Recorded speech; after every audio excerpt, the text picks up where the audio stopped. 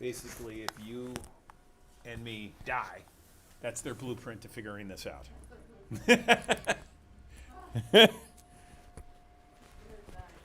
Yes. How about the Grizzlies finally winning a game? Finally. All right, now let's go for 2 in a row Wednesday. Let's go. I know. We needed to get on the winning ways there. Yeah. Took way too long. Oh, absolutely. So I guess we interviewed Brandon Presley from inside his car. That's what it looked like. I mean, and I'm still a little weird about only having a little blip of sound from him, but I don't know where.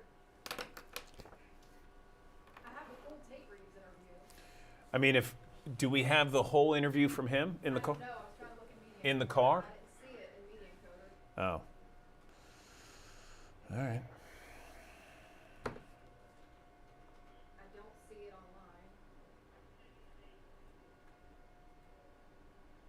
So I'm like, gosh, the tape reads one is like 12 minutes. Right. Well, would anybody that worked over the weekend know where that is? I have no idea. Did Rose or Miracle work over the weekend? I mean, probably. I just haven't had time to even investigate yet. Okay. I'm planning to investigate. I just haven't had a chance to do it because I have to get this first hour at least done. Indeed.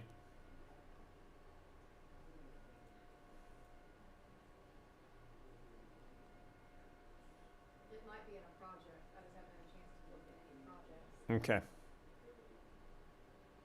One thing at a time, Andrew. Give me a second. I know, seriously. The hell? The hell's my problem? Here we are. It's good. What'd you do this weekend? I saw pictures of you guys With with. Oh, that's right. it was like, You were firing off yeah, it's like it's some long rifle. MSA shooting range, but it's like It was long rifle, wasn't it? yeah, and then he went to archery practice. Okay. Cool. Because he went hunting yesterday. Didn't get anything. Came home empty-handed. I told him not to come unless he come home with me. Nice. Nice.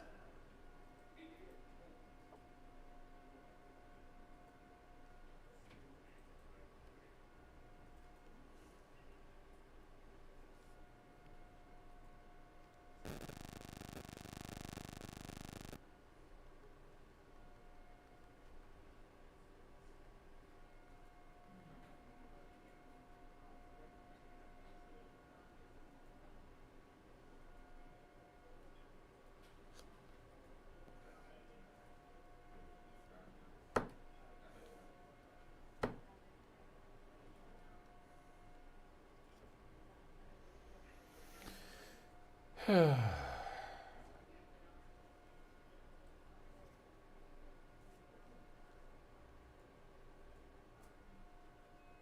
should have an easy day today because you don't have any interviews. We have 0. I know. Mondays have been slow. Okay. Like, I keep trying to get people to take Mondays, and it seems like Monday is never good for anyone. They're like, no. They'll be like, I'm wide open Monday, and then they'll be like, the time slot where I have like 3 interviews in 30 days. Like, Right. Monday. Exactly. I should just be like, I have Monday, and that's all I have. That's all we have. Get your ass up on a Monday. Yeah, I'm like, oh.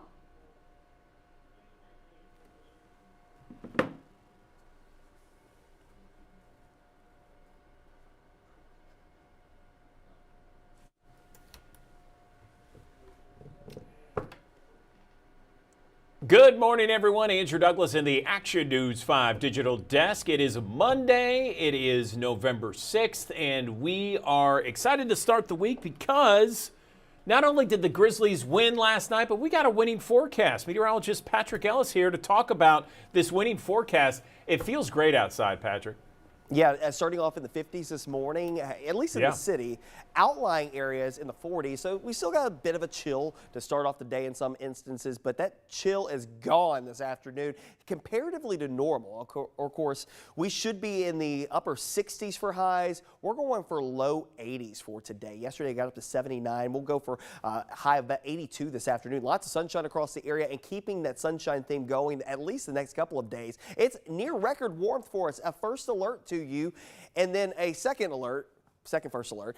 We'll have the opportunities for some cooler weather to come in here by the end of the week, and also the opportunities for some rain. Speaking to that near record warmth, 82 the forecast high here in Memphis, up to 84 in Marks, Crowder, as well as Lambert today down in Quitman County. Wynn and Parkin going for a high near 80. LaGrange as well as Hickory Valley today near 80 degrees, and Stanton as well as Mason and around Brownsville going for a high near 80 degrees. All of that operates more like an average high of the latter half of September and the beginning of October. So we're kind of rewinding a bit when it comes down to our temperatures. Now, if you remember, that time frame of the year, it was still plenty toasty here. We were talking highs still well into the 90s and actually breaking records around that time frame. So it's nice to actually have a little bit of time where we can remind ourselves like where we were supposed to be.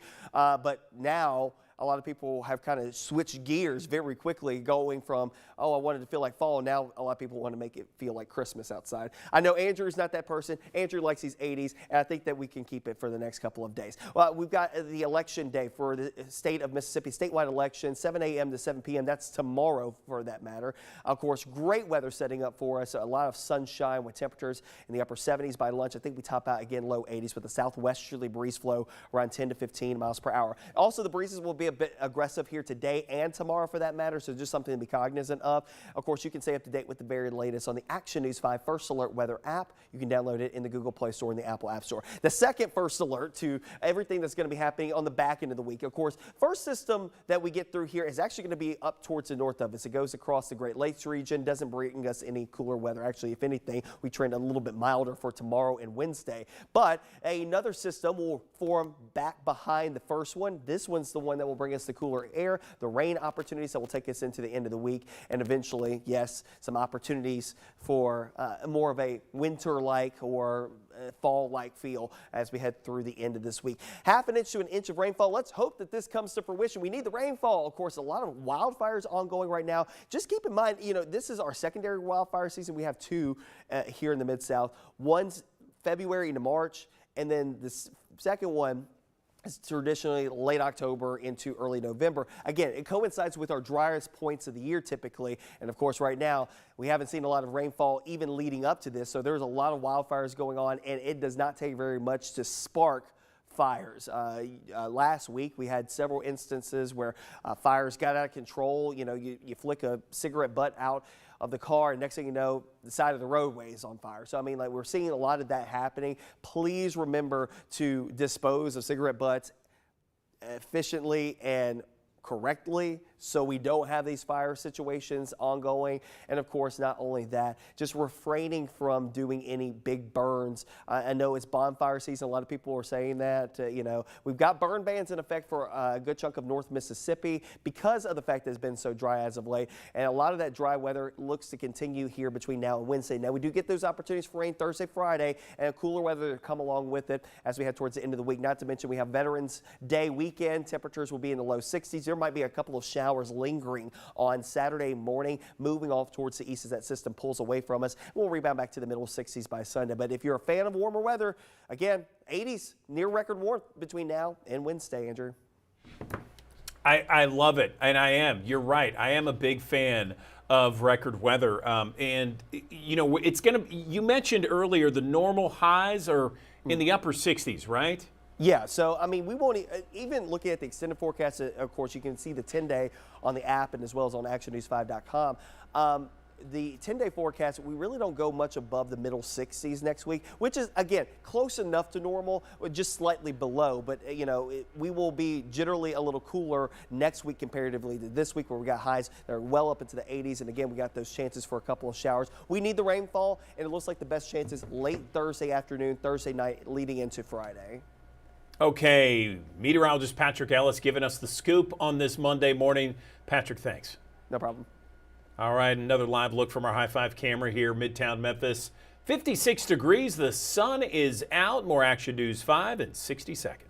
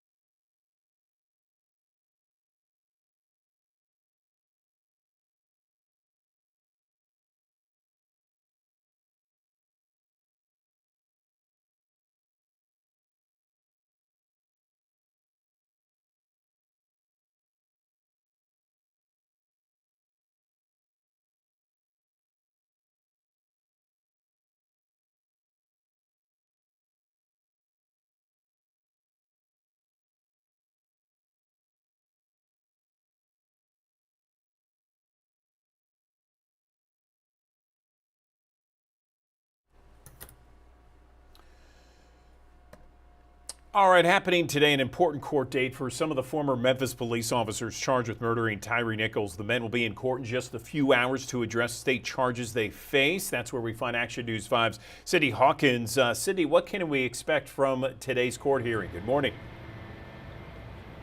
Hey, good morning to you, Andrew. The Shelby County judge presiding over this case is expected to schedule a trial date for 4 of those former Memphis police officers charged with murdering Tyre Nichols, those being Demetrius Haley, Justin Smith, Emmett Martin III, as well as Tadarius Bean. They've all pleaded not guilty to the state charges they're facing that include second-degree murder. Desmond Mills Jr. has entered a plea deal with Shelby County prosecutors and is not required to be in that courtroom today. Tyre Nichols died back in January after a traffic stop with Memphis police. Video of that traffic stop shows Nichols being beaten, kicked, punched, and hit with a baton several times by multiple Memphis police officers. Investigators say the former officers violated multiple department policies, including excessive use of force, duty to intervene, and duty to render aid. Now, the plea deal arranged for Desmond Mills Jr. now requires him to testify against the other 4 former officers. He is fully cooperating, and we expect him to continue to fully cooperate, answering all questions truthfully, testifying to his role in the incident and what he saw the other defendants commit at the same incident. And if he deviates from that, if he does not cooperate, or if he provides anything less than truthful testimony, then the deal is off. Now, a May 6th trial date has already been set for the federal charges that those former officers are facing in this investigation. Desmond Mills Jr. has also pled guilty to those federal charges. Andrew? All right, Cindy Hawkins reporting live for us. Cindy, thank you. Let's move on to this morning with several shootings that we are following right now. This one in a popular area of downtown Memphis. Investigators called to a shooting around 11:45 Saturday night on South Main Street. At last check, a victim, one person's in critical condition. As you can see here, several businesses were shot up on South Main Street as well during this, including a yoga studio. Some sad news to report here. A 17-year-old that was shot outside of a Sonic has died. Police responded to this one. This was on Kirby just after 5 o'clock Friday evening. The teen was shot, taken to Regional 1. They say 2 men are in custody in connection to this shooting. No charges have been filed at this time. Dyersburg now, where 2 people have been identified as suspects after 3 people were shot outside of a local bar. Dyersburg police say they responded to this shooting that happened in Dyersburg here. This was a bar that was located on St. John Avenue and Midway Bar around 2 o'clock Saturday morning. That's where this shooting took place. All 3 were airlifted to a hospital here in Memphis in critical condition. There is still time to help people at the Crane Manor Apartments off Airways after a fire just tore through several units Friday afternoon. The American Red Cross is helping some of those affected. We spoke with people there. They say they're not sure what started the fire, but they have complained repeatedly about electrical issues. Like the electricity, the power don't work, and we don't even have any light fixtures out here. And you know, when it get dark out here, and we don't know where the robbers and the killers at. Anybody can run up on you at any time. All right, and as we mentioned, the American Red Cross is helping some of those families. Today, a select group of lawmakers will hold their first meeting on plans to potentially turn down nearly $2 billion in federal funding. And that is primarily education funding. A lot of that money is for low-income students, students with disabilities, school lunch programs. We've heard from state leaders about why they say it might make sense to turn the money down. That funding doesn't go into the classroom. It goes into other areas. And so we're going to look at those areas and see what strings are attached. And so it's more of a philosophical standpoint about, can we afford it? I think we can. Okay, and it's unclear what strings are attached to the money. State leaders have already turned down millions of dollars earmarked for the state to avoid federal requirements over LGBTQ rights and abortion access. Education advocates say state leaders are choosing politics over the well-being of students and taxpayers. Well, tomorrow is the anticipated governor's race in the state of Mississippi. And we're hearing from both candidates here. The campaign has been tense. You've seen the commercials, I'm sure. Incumbent Republican Governor Tate Reeves, his Democratic challenger Brandon Presley are up for election tomorrow. We asked both candidates about their plans for better paying jobs, improving Mississippi schools, and his plans for North Mississippi, especially since some of those Mississippians are concerned with crime that crosses the border from Memphis. Understand the cooperation that must happen not only across state lines, Tennessee and Mississippi, whether it be the Tennessee law enforcement officials and Mississippi law enforcement officials, but also locally.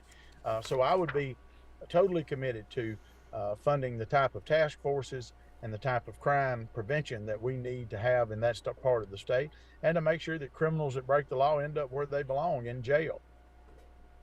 Well, I will tell you, I'm proud to have the support and the endorsement of Sheriff Thomas Tuggle in DeSoto County.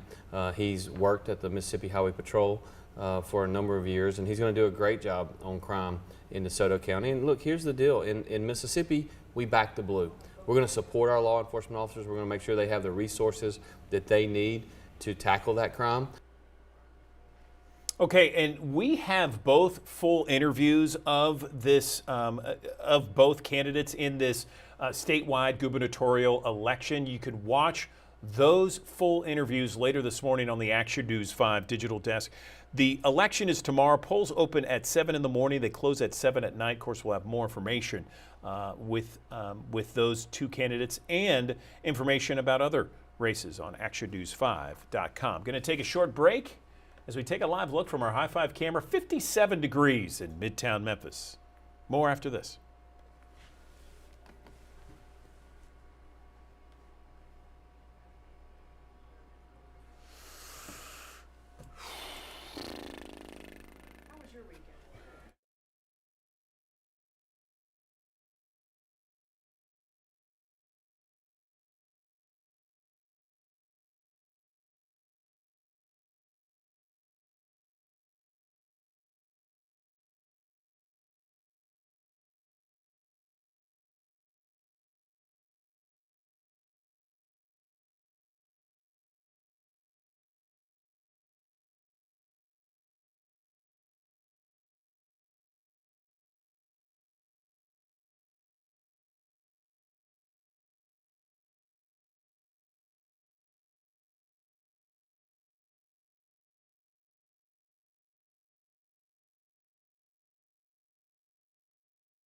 Good morning, everyone. Welcome back to the Action News 5 digital desk. There is a 2016 Tennessee law that required the state to assign each public school a letter grade, A through F, based mostly on student test results. The intent was to give parents and communities an easy way to access the quality of education in each school. It was supposed to make things a lot simpler, but it's been anything but simple. Let's bring in, this was the subject of a Chalkbeat report Tennessee Chalkbeat reporter Laura Testino is joining us now on the digital desk. She wrote this article for Chalkbeat, and she is joining us now live.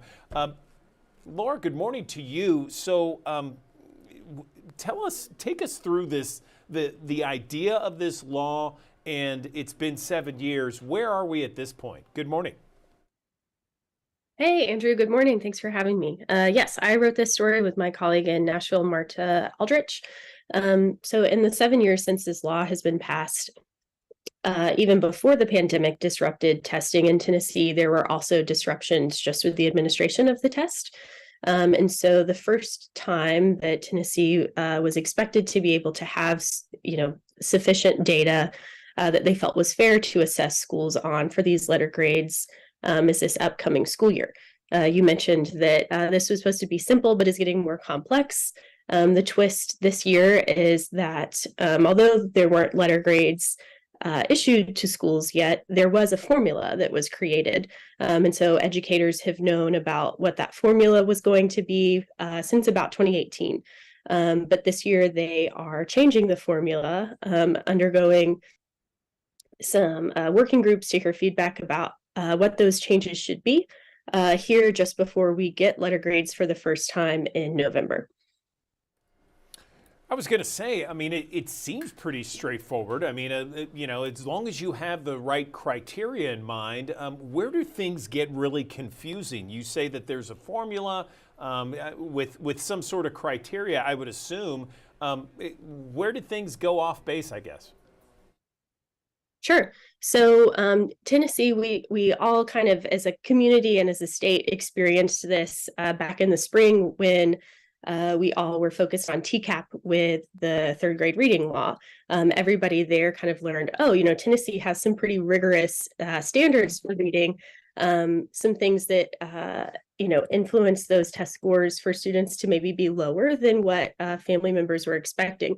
So those same test scores are the ones that influence these grades. Wanting to acknowledge improvement and growth at a school, the original formula had its own component specifically for growth, but also when measuring achievement, it had two pathways. So, you maybe think of if you're a high school student and you retake the ACT a handful of times and then your college takes the best score. This is not a perfect comparison, but the way that it might work is for your achievement portion of the grade. If you're a school that's not meeting what that A-level threshold is, on your test scores, the state each year goes through and says, okay, we see you're scoring, let's say at 10% proficiency for reading. We think it would be a really great improvement towards our goals if you scored at 20% achievement for reading. And that, that's a hypothetical situation, but that amount of growth might then say, okay, your 20% is enough growth that it should be equivalent to an A. And it just gives schools the chance where, they may not traditionally have super high scores to be able to show progress and improvement and have that reflected in that singular letter grade that they get each year when the accountability comes out. I appreciate you explaining that, Laura. I totally follow along with what you're saying, and I could see the complexity of it based upon improvement and higher scores versus the improvement to a higher score based upon an earlier score. It sounds very complicated. So where do we go from here? How do we get something that is very consistent across the board, or is that an option at all?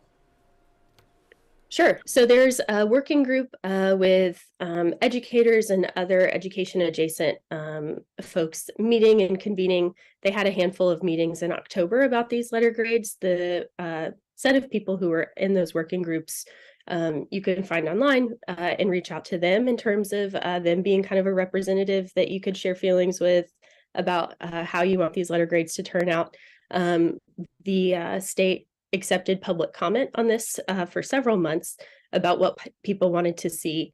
But people should be prepared that there will be letter grades that are issued in November. The department is expected to let school districts preview that formula first so they can at least get their bearings and understand what letter grades that they're going to see. based off of our review of the working groups and the conversations there, it's our estimation that the state is poised to remove a little bit of that growth factor that we talked about in achievement. Critics of that who don't think that that should happen explain to us, that a lot of times if you don't have that kind of nuanced look at what achievement can be, you can end up having scores that more so might reflect the number of economically disadvantaged students in a school with more economically disadvantaged population earning lower letter grades. Having that nuance in the achievement for a city like Memphis that does have a lot of students who are economically disadvantaged would allow for a bit more differentiation in what the grades are across the city. So you might see letter grades A through F rather than a formula that deprioritizes growth. You may see more of just a swath of several low grades. Wow. Okay. All right. And we're supposed to get some sort of update, as you mentioned, next month sometime? That's right. Yes. So November is tomorrow. The state has not yet publicly shared what its grading formula will be, but it is expected, if they stay on timeline, that these grades, letter grades, will be assigned to schools, and those will be public at some point in November.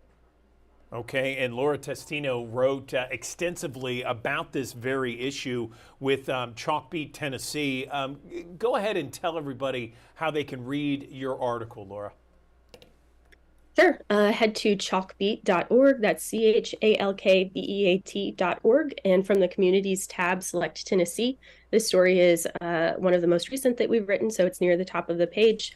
You'll be able to read the story. There's also some interactive charts in the story where you can play around with the current grading formula to see which indicators, which grades, if a school got an A in growth, but a C in achievement, and mix of other letter grades and the other indicators, how that would shake out for their final grade. All right, Laura Testino, always doing great work for Chalkbeat Tennessee. We appreciate you joining us on the Action News 5 digital desk. Thanks very much. Thanks for having me.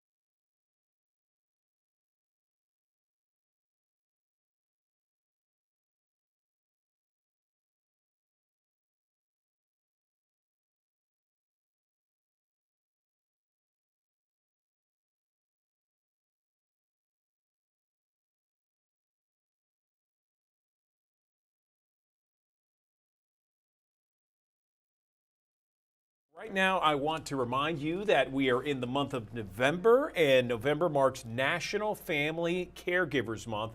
It's a time to really bring attention to all those caregivers out there, most of which are unpaid, and the challenges they face for aging parents. Let's talk a little bit about caregiving right now and the world of senior care. Tatiana Zlowski is joining us, and she is with us to talk more about what is the latest findings and insights regarding the overall state of caregiving for seniors in the U.S. Tatiana, good morning. Good morning. So tell me about the latest findings and insights regarding the state of caregiving. Yeah, of course. It's such an important topic, as you mentioned. The number of seniors in the US is rapidly increasing. We're expected to have over 80 million seniors by the year 2040. So, with that, family caregivers are facing serious challenges. At A Place for Mom, we just released our State of Caregiving survey, which found that almost all family caregivers feel emotionally drained. 82% have had to make real sacrifices to provide adequate care, and 75% have had to cut back on their personal work or quit their jobs entirely. These are just some of the hard truths being faced by family givers today. Yeah, I totally get it. I mean, after all, Tatiana, you know, there are so many caregivers out there that are dealing with aging parents. My father-in-law was, you know, he dealt with us, living with us the last 5 years of his life, and so especially that was so hard for my wife and for us. So, can you guide us on, you know, family caregiving and effectively navigating the process to find, you know, that suitable senior care or living solution for aging parents out there? Yeah, thank you for sharing a personal story. I know everyone has one. So, to your point, navigating is not easy. It's very difficult. I would suggest three things for families to consider. One is care needs, the second is cost, and the third is lifestyle preferences. So, on care needs, it's important to work with an expert to identify what activities of daily living the senior needs support with. Almost everyone needs some help, but people with dementia, as an example, which is 40% of our customers, need a lot more help. The second one is costs. Most families feel unprepared when it comes to understanding senior care costs. So, understanding how to pay and what the options are is critical to the process. And lastly, as you mentioned, it's a personal journey. We all want our loved ones to feel a part of a warm community. And so things like amenities and activities play an important role when selecting a place. What support systems and resources are available to assist family caregivers out there? I know that sometimes one of the worst things, Tatiana, is you feel so alone. You just feel like you're on an island and no one else is there to help you through this process. Yeah, that's exactly what we're here from our caregivers. And often they'll start by having casual conversations with friends and family for advice or perhaps reach out to a healthcare provider. But the reality is there comes a time when you need to make a real plan. And this is where Place for Mom advisors really come into play. We can help families with the end-to-end journey all at no cost to them. We start with a simple question. Tell us about your mom, dad, uncle, or grandmother. We gather the information starting from medication, mobility needs, bathing needs, all the way through meals and activities, and offer personalized recommendations ranging from home care to a variety of senior living solutions. And we have Veterans Day approaching, so let's talk about maybe special benefits there for veterans and their families, and the eligibility that they can receive. Absolutely. There are more than 8 million senior veterans in the US, and this is an important group for us because 30% of our customers are veteran families. And so veterans and their spouses may be eligible for the VA aid and attendance benefit, which provides monetary help to pay for senior care. And the reality is, most families don't know about it or how to access it. This is where our senior living advisors help by providing guidance on how to access this benefit and help families secure over $8 million annually. And today I'm actually excited to share some new news, which is that A Place for Mom is teaming up with USAA, the leading veterans organization for financial services with over 13 million members. Together, we're excited to have a greater impact on veteran families and their seniors. That's fantastic, Tatiana. Anything else? We've talked about a lot here when it comes to caregiving. Any place we can go online to get this information and more? It is a lot. And I would say that a great place to start with is by visiting aplaceformom.com. We have plenty of resources and information to reach out to your local advisor in your area. You don't have to do this alone. We're here to help. Okay, Place for Mom President Tatiana Zalosky, thank you so much for joining us on the Digital Desk. We appreciate it. Thank you.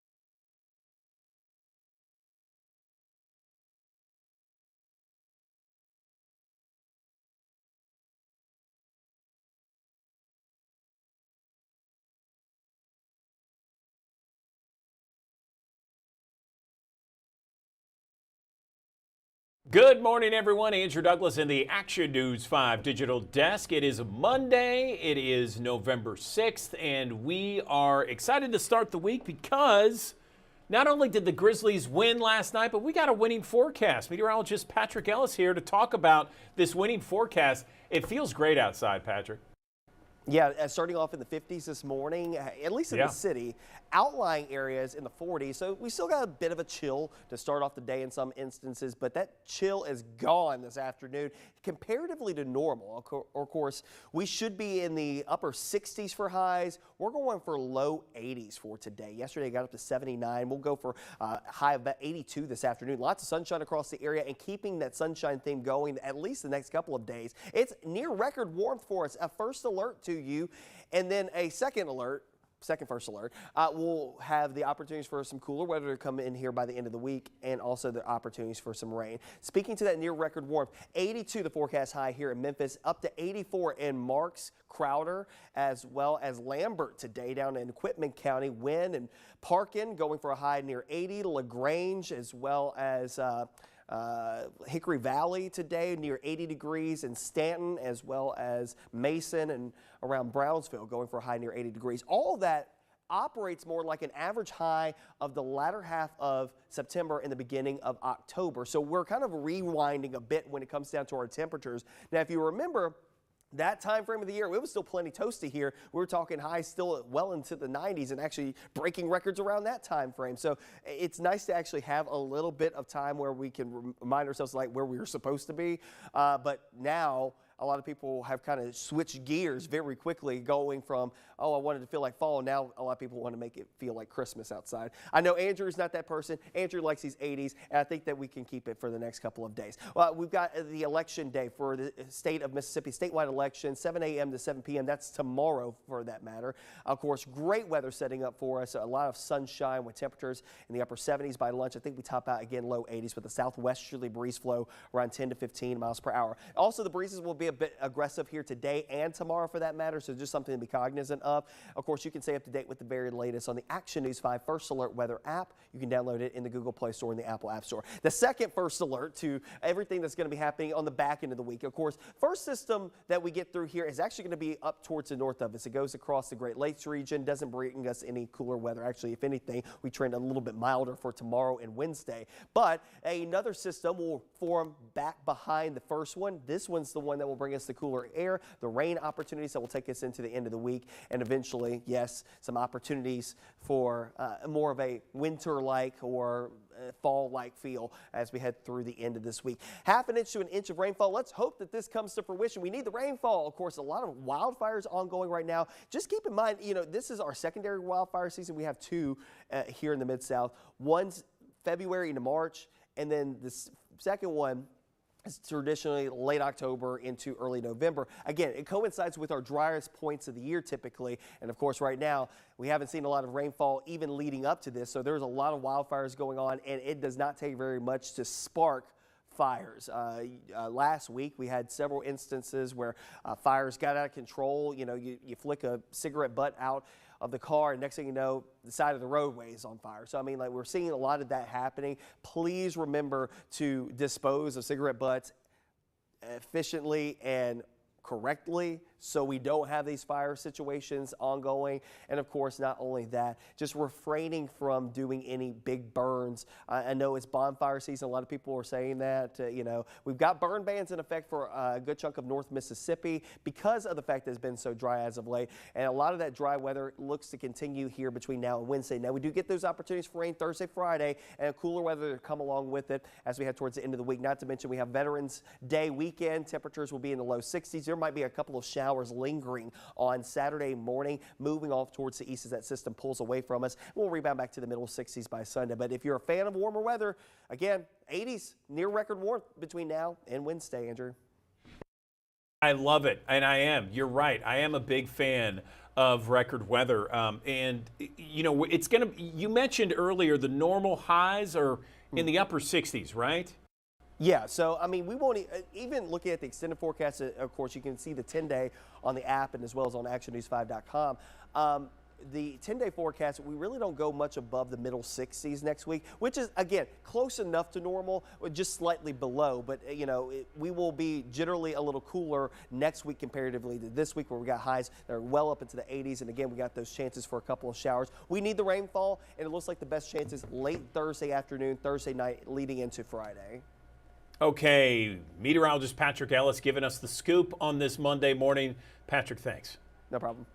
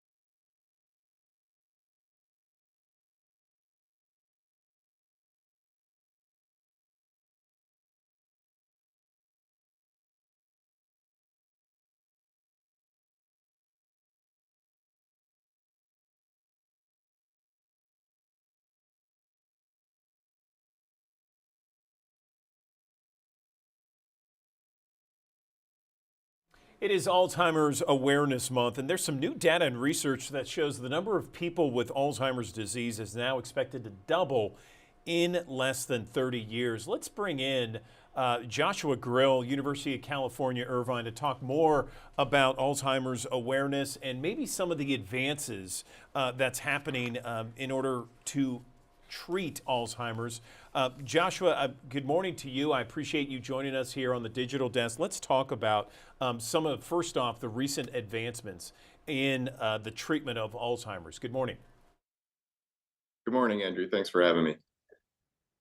Yeah, we've been making incredible strides in Alzheimer's disease research for the last several decades, and those are now really starting to result in clinical changes in the way we take care of people with this disease. So just this last year, we had our first fully approved FDA approved drug for Alzheimer's disease in 2 decades. And we're very excited about that. For the first time in our history, we have a medication that can slow down the course of Alzheimer's disease in people who have memory problems and other thinking problems due to this disease. Now, we're taking that advance and other advances, and we're trying to take the next step. And we believe that next step is to see if this drug can actually prevent people from getting Alzheimer's disease. So I'm part of a new study, the AHEAD study, that people can learn about on aheadstudy.org, that really aims to test if this new drug, which is called lecanemab, has been shown to actually remove some of the abnormal proteins that accumulate in the brain of a person with Alzheimer's disease, to see if we can pull those proteins out before the memory problems begin and stave off, delay, or prevent entirely the memory problems from ever happening. You know, that's fantastic, Josh. And if you don't mind me calling you Josh there. So my father was diagnosed with Alzheimer's several years ago, and certainly I can tell. I mean, he's slowly slipping away in terms of his memory and a number of other issues. So any kind of FDA-approved drug, I mean, it's welcome news. That's a huge first. Medication, and then this this HEAD study that you just mentioned. That sounds groundbreaking and really sounds promising for so many people. The unpaid caregivers that have to deal with Alzheimer's. Can you talk about how pervasive this illness is becoming? I mean, so many millions of Americans are dealing with it with either a family member or a loved one.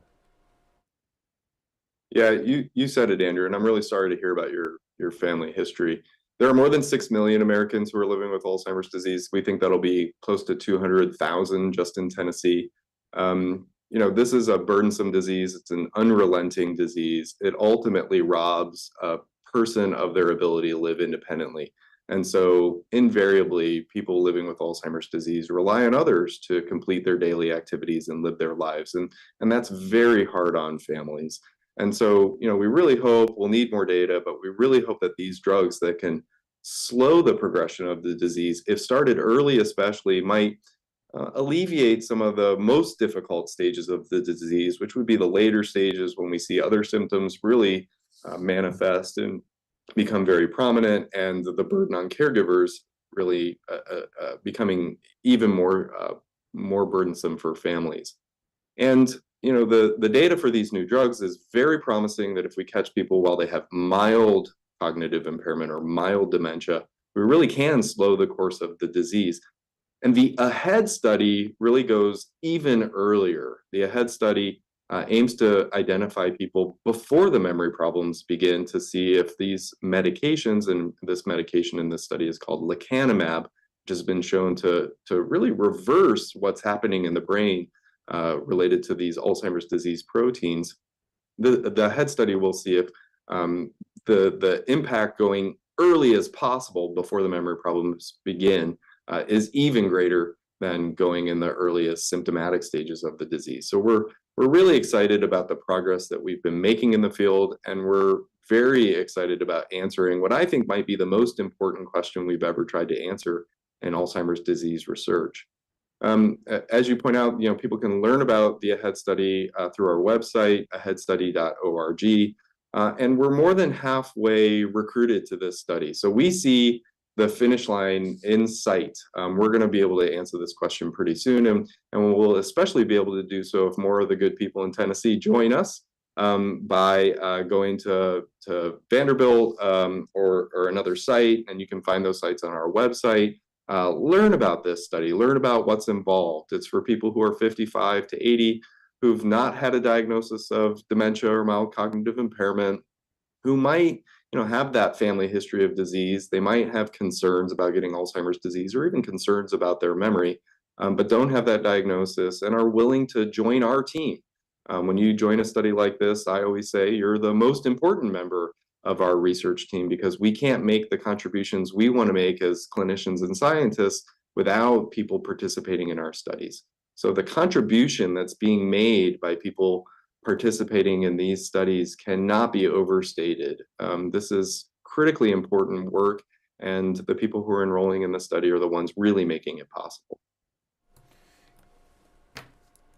This is probably the best news that I've ever been able to hear when it comes to Alzheimer's. My hearing is very acutely aware when it comes to this specific issue, and this is some of the best news I've heard ever. So wow, what incredible breakthroughs. Josh, can you once again state the website where people can go for more information and perhaps be a part of future tests? Yeah, I would love to. So it's aheadstudy.org. And again, there are sites right there in your backyard, including at Vanderbilt. And I really recommend people not only take a look at the website to learn more about the study and what's involved, but don't be afraid to call up the good investigators at Vanderbilt, talk to their team, learn about how they approach these studies. Make sure that this study is right for you and that you're right for it. Before you make that decision. Research is always voluntary. We take that very seriously. The team at Vanderbilt is amazing, and I'm confident that if people can connect with them, they'll get all the answers to their questions, and hopefully feel like this is something they want to do. Dr. Joshua Grill, University of California, Irvine, really appreciate this interview. Thanks so much for coming on the Digital Desk and offering that great bit of news when it comes to Alzheimer's and the disease, and some amazing improvements, or at least advancements so far. Thank you. Thanks for having me.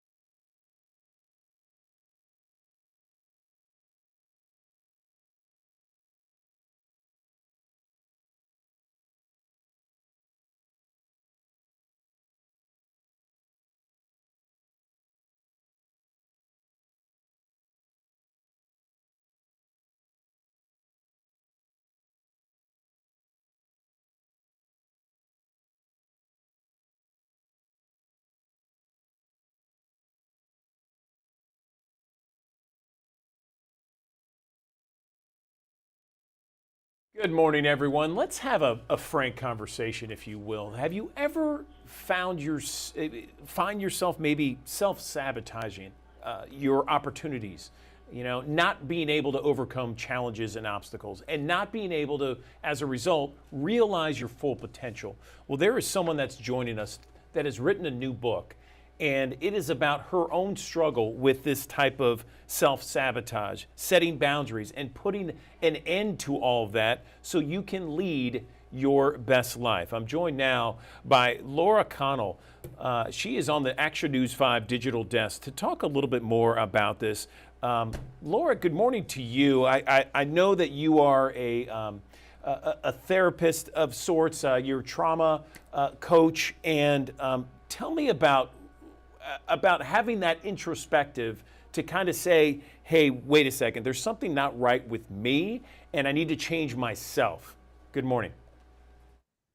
Hi there, thank you for having me. Yes, I'm a trauma-informed coach, which is a little bit different from therapy. But what I talk about in my book is the link between adult self-sabotage and our unmet childhood needs, or what some people might call childhood trauma. So the ways that we protected ourselves in childhood become these coping mechanisms. And an example would be, say, having poor boundaries. And this is because as a child, if you wanted to win love and acceptance from your caregivers, you would have to think about what they wanted instead of what you wanted. So you bring something like that coping mechanism into adulthood, and you can see how pleasing other people instead of thinking about what you need and want would lead to a very inauthentic life, a life where you never get what you need or want, and you might not understand why. So it's not that there's anything wrong with you per se. It's just that you have developed these coping mechanisms to survive. So in fact, in your body, when you do something like dropping your boundaries or pleasing people, this feels like a survival mechanism, like something you have to do to literally stay alive. So it's very hard to talk yourself out of it. So what I argue in the book is that understanding the root cause of these issues is the first step before we get into modifying our behavior. Because a lot of the therapy I had done when I was dealing with this kind of jumped right into behavior modification before looking at the root of the issue. I want to talk, Laura, about maybe relating to some of our audience. We have thousands of people that watch us here each and every morning on the digital desk, and I'm sure that many might relate to exactly what you're talking about. Was it something you mentioned in your childhood? Take us through some of the reasons why you felt you were self-sabotaging your life. Yeah, absolutely. So I had pretty consistent self-sabotage in almost all areas of my life as an adult. And I didn't realize that it was connected to what happened to me in my past. And so, of course, I always blamed myself, and I always tried to change the way I did things. But because, as I described, it felt in my body like life or death, it was very hard to change my behaviors in a sustainable way without knowing why I was doing them. So I grew up in a really dysfunctional home, and this was a lot of emotional abuse and neglect. And in the extended family, there was even domestic violence and things like that. So just really not being seen or heard, having to focus on what other people wanted and needed, being very ignored, not receiving any praise or encouragement or guidance of any kind.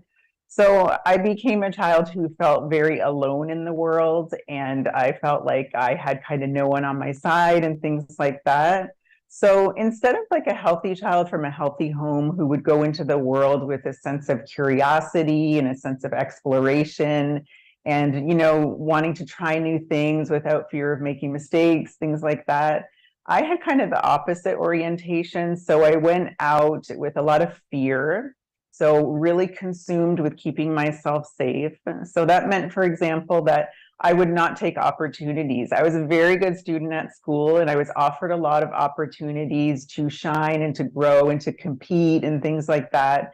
And I would always turn them down because I was afraid of looking stupid, or I was afraid of just putting myself out there because it didn't feel safe, because there was no one at home encouraging me or telling me this is how you grow, this is what life is about, taking on challenges.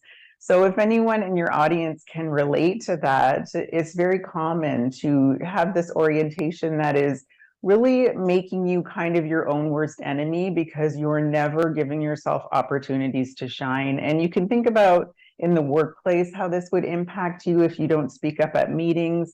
If you associate being seen with being punished or being dangerous, something negative, then you're not going to do that. You're going to fly under the radar. You're not going to put your hand up for a promotion and things like that. So it really affects our quality of life.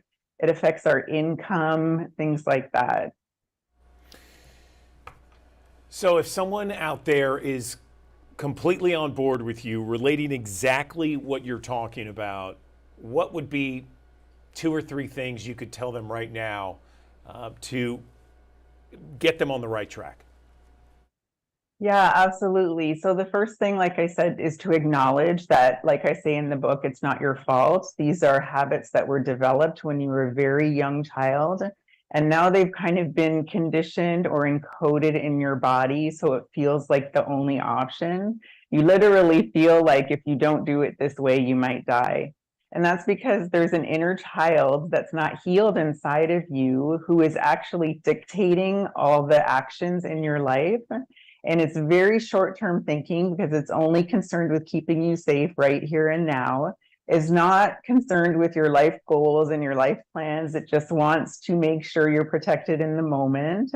So one thing I would understand is that you are actually not your own worst enemy. You are on your own side. It's just that this child inside you doesn't know how to protect you effectively. It's doing it in a short-sighted way.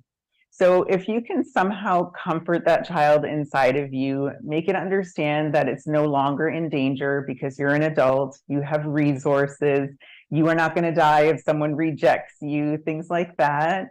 And instead of kind of being angry at that child for the way it's trying to protect you, you can even thank that child and even give it another job to do. So say, you don't need to protect me anymore. I can take care of myself. And now maybe you can go and find fun things for us to do. Because another thing that many survivors of childhood trauma lack in their life is joy or even hobbies. Because we have this orientation toward fear of making mistakes and wanting to be perfect, even hobbies can become a chore because you want to do it perfectly. Like say if you take up painting or something, if the painting's not perfect, it's no good. And that's not relaxing. So just to find ways to be kind to yourself, to bring some joy into your life and know that you don't have to be perfect, that's a really good start. Laura K. Connell, the author of It's Not Your Fault, The Subconscious Reasons We Self-Sabotage and How to Stop. We appreciate your time on the Digital Desk. Thanks so much. Thank you for having me.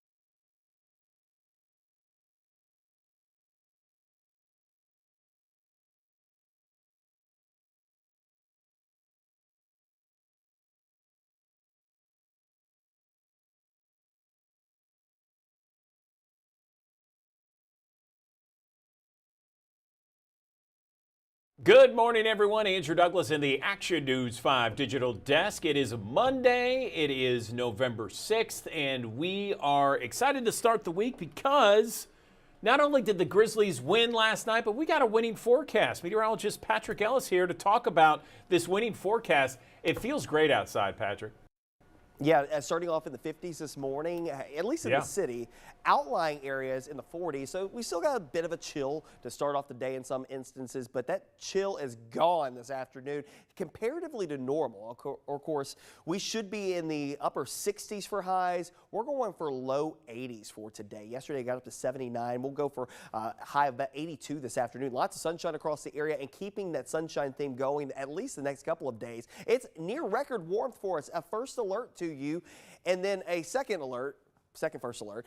We'll have the opportunities for some cooler weather to come in here by the end of the week, and also the opportunities for some rain. Speaking to that near record warmth, 82 the forecast high here in Memphis, up to 84 in Marks, Crowder, as well as Lambert today down in Quitman County. Wynn and Parkin going for a high near 80, LaGrange, as well as Hickory Valley today near 80 degrees, in Stanton, as well as Mason and around Brownsville going for a high near 80 degrees. All of that operates more like an average high of the latter half of September and the beginning of October. So we're kind of rewinding a bit when it comes down to our temperatures. Now, if you remember, that time frame of the year, it was still plenty toasty here. We were talking highs still well into the 90s and actually breaking records around that time frame. So it's nice to actually have a little bit of time where we can remind ourselves like where we were supposed to be. But now a lot of people have kind of switched gears very quickly, going from, oh, I wanted to feel like fall. Now a lot of people want to make it feel like Christmas outside. I know Andrew's not that person. Andrew likes these 80s, and I think that we can keep it for the next couple of days. Well, we've got the election day for the state of Mississippi, statewide election, 7 a.m. to 7 p.m. That's tomorrow for that matter.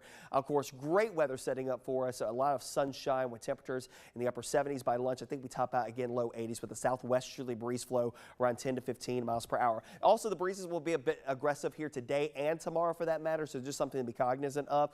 Of course, you can stay up to date with the very latest on the Action News 5 First Alert Weather app. You can download it in the Google Play Store and the Apple App Store. The second first alert to everything that's going to be happening on the back end of the week. Of course, first system that we get through here is actually going to be up towards the north of us. It goes across the Great Lakes region, doesn't bring us any cooler weather. Actually, if anything, we trend a little bit milder for tomorrow and Wednesday. But another system will form back behind the first one. This one's the one that will bring us the cooler air, the rain opportunities that will take us into the end of the week, and eventually, yes, some opportunities for more of a winter-like or fall-like feel as we head through the end of this week. Half an inch to an inch of rainfall. Let's hope that this comes to fruition. We need the rainfall. Of course, a lot of wildfires ongoing right now. Just keep in mind, you know, this is our secondary wildfire season. We have two here in the Mid-South. One's February into March, and then the second one is traditionally late October into early November. Again, it coincides with our driest points of the year typically. And of course, right now, we haven't seen a lot of rainfall even leading up to this. So there's a lot of wildfires going on, and it does not take very much to spark fires.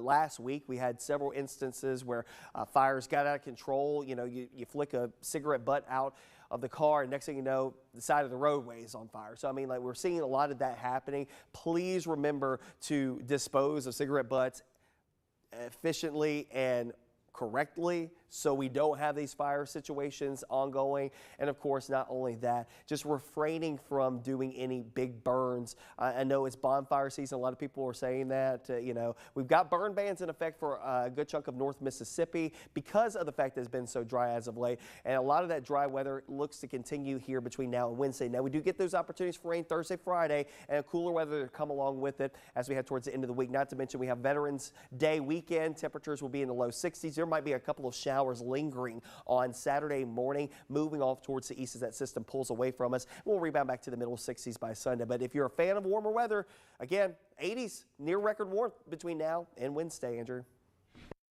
I love it, and I am. You're right. I am a big fan of record weather. And, you know, it's going to, you mentioned earlier the normal highs are in the upper 60s, right? Yeah, so, I mean, we won't even looking at the extended forecast, of course, you can see the 10-day on the app and as well as on actionnews5.com. The 10-day forecast, we really don't go much above the middle 60s next week, which is, again, close enough to normal, just slightly below. But, you know, we will be generally a little cooler next week comparatively to this week where we got highs that are well up into the 80s. And, again, we got those chances for a couple of showers. We need the rainfall, and it looks like the best chances late Thursday afternoon, Thursday night, leading into Friday. Okay, meteorologist Patrick Ellis giving us the scoop on this Monday morning. Patrick, thanks. No problem.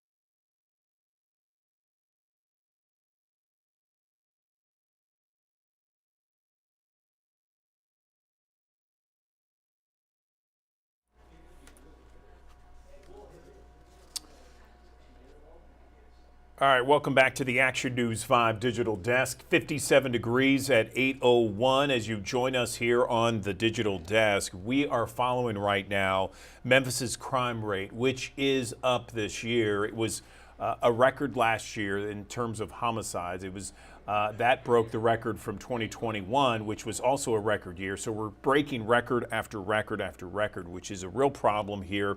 And if we go from year to year, this year it's up 6% more than last year. We're talking about the crime rate right now, and that's according to the Memphis-Shelby County Crime Commission. Vehicle thefts, robberies are driving the increase.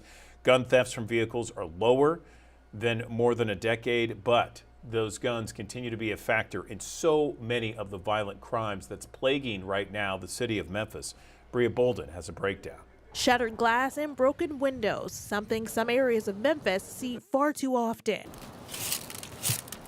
The latest, multiple cars ransacked during a Grizzlies game Monday near FedEx Forum on Vance and Ida B. Wells in downtown Memphis. Two people telling police their guns, a 9mm and a Smith & Wesson, were taken. Despite that crime, the Memphis-Shelby Crime Commission says data from MPD shows for the first time since 2011, the number of guns stolen from vehicles is decreasing. People are beginning to realize that it's pretty foolish to leave a gun in a car unsecured. But the president of the commission and former Shelby County District Attorney Bill Gibbons believes more can be done to encourage people not to leave their guns in their cars. The Crime Commission reports a nearly 13% decline, 1,653 guns stolen from vehicles up to September 2023 compared to 1,895 that same time last year. Gibbons says a proposal floated around the Tennessee General Assembly for a while now, a law requiring anyone with a gun to secure their gun in the car could be discussed in the 2024 legislative session. But we wanted to know, should there be penalties for people who don't secure their guns? So that's kind of the rub and the reason that there is some opposition to that, because the argument is you shouldn't penalize the victim,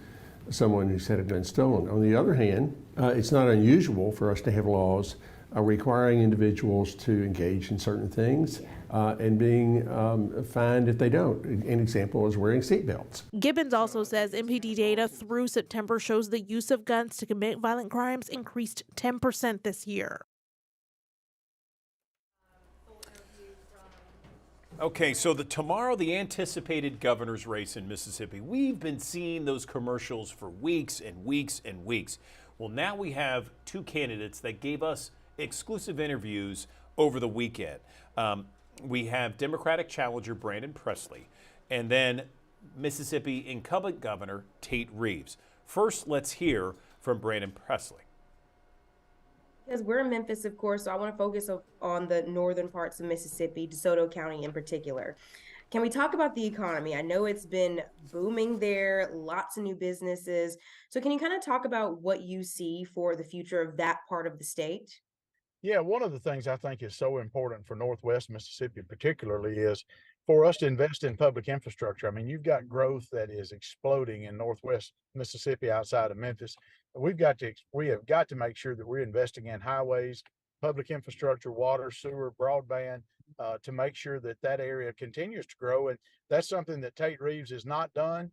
He has essentially written off DeSoto County, and I won't do that. I will make sure that we are getting DeSoto County the resources that they need to not only in public infrastructure, but to continue to grow. I mean, that's the economic engine of Mississippi. A big part of the economic engine of Mississippi is Northwest Mississippi, in particular, DeSoto County, Tate County, Marshall County, that Northwest corner. And we've got to make sure that we are making the proper investments in that region so that we can continue that growth. I'll be a pro-growth, pro-business governor. And I can tell you this, I will not forget DeSoto County is still in the state of Mississippi like Tate Reeves has. I know when it comes to things like highways, we're talking about the I-55 and the major widening it. I know that there was some funding approved for that. Can you talk about how important it is that that happens at a quicker pace? Oh, yeah. Yeah, not only does it need to happen, it needs to happen quickly. There should be performance contracts where a contractor, if they complete the project earlier, are rewarded for that. I mean, these are timely projects that need to happen. And Tate Reeves has drug his feet for 12 years on helping DeSoto County. And that's what's got us into the problems that we have there now with bottleneck traffic and with the transportation problems we have and the growth of public infrastructure. I go back to water and sewer, things in which you have to have for growth, and you definitely have to have it in such a fast-paced growth area. And so I'll be committed to that. I'll work with the Board of Supervisors, local mayors. I was a mayor, so I understand a lot of that myself. And that's the type of governor I'll be. And it'll be a stark change from Tate Reeves, who has just really written off Northwest Mississippi and acts as if it's in the state of Tennessee. I realize that Northwest Mississippi is still in the state of Mississippi. I'm glad you brought that up. That kind of brings me to my next point, with it being just bordering Memphis, obviously, in Tennessee. There's lots of crossing between the two states, of course. And we got to talk about crime and things that happen across the river, essentially, not across the river, but right there, essentially. Right. I just kind of want your take on the relationship between that area of Mississippi in relation to what is going on in Memphis and what we're seeing every single day here. Yeah, I think that we've got to look. I have worked at a law enforcement agency. I have a law enforcement background, having worked when I was a young man at a law enforcement agency. I understand the cooperation that must happen not only across state lines, Tennessee and Mississippi, whether it be the Tennessee law enforcement officials and Mississippi law enforcement officials, but also locally. So I would be totally committed to funding the type of task forces and the type of crime prevention that we need to have in that part of the state, and to make sure that criminals that break the law end up where they belong, in jail, and that we take serious action to slow this crime growth that we see and to put a stop to it. And a lot of that starts with cooperation among enforcement. Some of it's going to require the state to be involved, and I would be a definite supporter of a strong law enforcement effort. I know Sheriff-elect Tuggle in DeSoto County. I'd love to be able to work with him and others to make sure that we get this, that we get a handle on this problem, and that we have the cooperation that's going to be needed across state lines to deal with it. Forgive me, Mr. Presley. I got some notes here, so I just want to make sure I get my numbers correct for you. I want to talk about education. We're going to go back to DeSoto County, of course. So Mississippi was named one of the top 2 states when it comes to teacher preparation for science and reading. I think that's huge, first of all. What steps do you plan to take, if elected governor, to kind of continue those efforts and to make things even better? Yeah, I think that teacher preparation is key. I think paying teachers appropriately is key. We right now in Mississippi shoot to make sure that we're paying the Southeastern average for teacher salaries. Teacher salaries in Mississippi are some of the lowest now that they've been for 20 years. We've got to not only make sure that I'm sorry. It's okay. I give you a second. I see it in the background. You can edit it out. Yeah, it's okay. We've not only got to make sure that we are paying teachers appropriately, but shooting for the Southeastern average is not enough. We need to be aiming for the national average for teacher pay in Mississippi, and to make sure that we have to compete nationally on economic development. We have to compete nationally all over the country. We have to compete nationally when it comes to paying our school teachers. And so to me, it's very important that we get those salaries to the national average, not just the Southeastern average. Okay. How about this? So DeSoto County, it scored 722 points in state testing last year. That was the 13th best in the state. In your opinion, what does that say, one, about DeSoto County, and how can we see it improve, I guess? Yeah, well, one, I'd love to see that across the state of Mississippi. And I think that it says a lot about DeSoto County's commitment to public education and the fact that their public schools there are supported by the community. Look, the gains that we've seen in public education in Mississippi are a result of teachers, parents, and a community coming together to make sure that children have a quality education. So I'd love to see that type of score performance all over the state of Mississippi. And I think we can get there. You start it by fully funding public schools and stop property taxes from going up because the legislature and the governor do not do their job to fully fund schools. One final question for you. Election day is just a couple days away. What's one thing you want to say to not only undecided voters, but voters who feel like their vote may not matter in a state like Mississippi? Oh, your vote's going to matter. This race is tight. This race is extremely close, and we've got a sincere chance to win, but voters have got to get out and vote. The only way that a voter in Mississippi can be silenced by the bunch like Tate Reeves and others is if they silence themselves by not going to vote. The only way a voter can be silenced is to silence themselves by not showing up to vote. So I'm asking them, every voter in the state of Mississippi, come out and vote. It takes 10, 15 minutes at max. Polls are open from 7 to 7. Hey, Show that up to camera vote. 4, Let's change could you Mississippi. pull up a Midtown? Okay, and that was Brandon Presley reporting there. We're going to take a short break, and we are going to go to Tate Reeves. He did a sit-down interview with Kelly Cook. In 60 seconds, we'll go to her.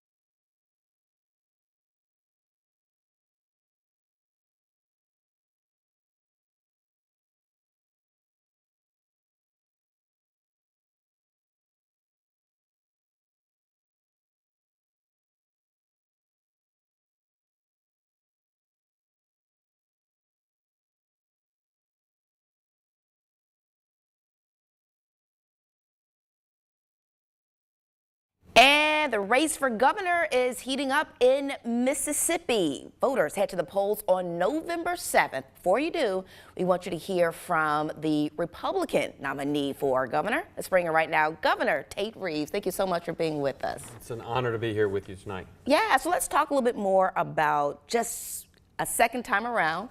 How has the campaign trail been for you, and how does this differ from when you ran the first time? Well, I will tell you, it's been very positive. We've traveled all across Mississippi for months and months now, and people really do appreciate the fact that we have momentum in Mississippi. We've got the lowest unemployment rate in state history. We got more people working than ever before. Our educational achievement levels are at levels that we've never seen before in our state. In fact, our fourth grade reading, for an example, has gone from 49th best in America to 21st best in America. And that's something that people all across the state are proud of. And I believe strongly that success begets success. And we're continuing to see improvements in education. So from an economic standpoint, from an educational standpoint, we're seeing major progress in Mississippi. And I think people are excited about getting out to the polls on Tuesday. Yeah, let's talk about a little bit more about education. You touched on that. And I want to bring up the 2023 Kid Count Data Book, which does back you up on Mississippi jumping up in terms of overall rankings in education. According to the Annie E. Casey Foundation, Mississippi is ranked 32nd. That's a big jump from over the decade. But not as great, 48th overall for child well-being, 47th in economic well-being, 50th in health, 50th in family and community. That's a big question for our voters. What will you prioritize as governor when it comes to education, maybe some of those issues that you're not doing as well in? Well, obviously, education is critically important. We've seen our high school graduation rates jump from 72.5% 10 years ago to 88.9% of our kids actually graduated high school last year.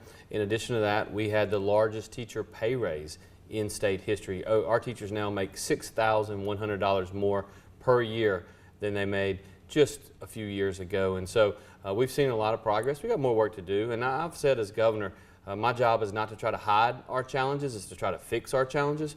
And whether it be 4th grade reading or 4th grade math, high school graduation rates, teacher pay, we're moving up the charts in virtually every one of those. The other area where we can make significant improvements in some of those areas that you mentioned is clearly job creation, bringing better and higher paying jobs to the people of Mississippi and investing in our people. For example, we've seen an overhaul of our workforce development, workforce training system, where we're now investing in our people, training them for the jobs of the next 50 years, which are not necessarily the same as the jobs of the last 50 years. I'm incredibly proud of what's happening in our state from an economic standpoint, but we've got more work to do, and we're going to continue to work to make that a reality. And is it something that, when you talk about the economics, about attracting some of those companies to Magnolia State, what have been some wins, and what are you saying as what they want to see as I'm choosing Mississippi as where I want to grow my business? Well, the single most important thing that I hear from an economic development standpoint is that during the global pandemic, when so many blue states that were run by blue state governors were shut down, Mississippi was open for business. And people got to see that our people got up and they went to work. We protected both lives and livelihoods. And because of that, we've seen record economic development in our state. In fact, in 2022, I announced over $6 billion in new capital investment in 2022 alone, including the largest economic development project in state history down in the Golden Triangle, which was a $2.5 billion capital investment. But the most important thing is they're bringing 1,000 jobs, paying almost $100,000 a year. So what we're really trying to focus on is those jobs that have higher wages, that require greater skills. We're investing in our people, and our per capita incomes are actually up from $36,000 a year to almost $45,000 a year in just the last 5 years. For many of our voters, you know, Memphis and Mississippi shares a border with DeSoto County. And crime is an ongoing issue that some leaders in DeSoto County and Mississippi have spoken out about a lot, particularly because crossing over borders with crimes happening in DeSoto County and vice versa because of the proximity. What is your relationship in Tennessee, and what would you say to those voters in DeSoto County who are saying, what are you going to do to make sure that we're safe in Mississippi? Well, I will tell you, I'm proud to have the support and the endorsement of Sheriff Thomas Tuggle in DeSoto County. He's worked at the Mississippi Highway Patrol for a number of years, and he's going to do a great job on crime in DeSoto County. And look, here's the deal. In Mississippi, we back the blue. We're going to support our law enforcement officers. We're going to make sure they have the resources that they need to tackle that crime.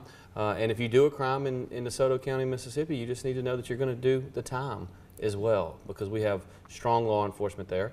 We work with the mayors in DeSoto County as well.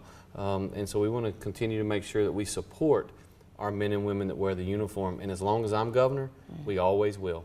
And, you know, Governor, this morning we did speak to the Democratic nominee for Governor, Brennan Presley, who says you have, quote, written off DeSoto County.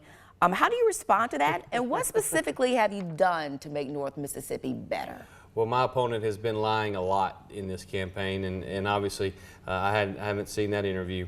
But I will tell you this, we have always done phenomenally well in DeSoto County. We plan to do very, very well here on Tuesday.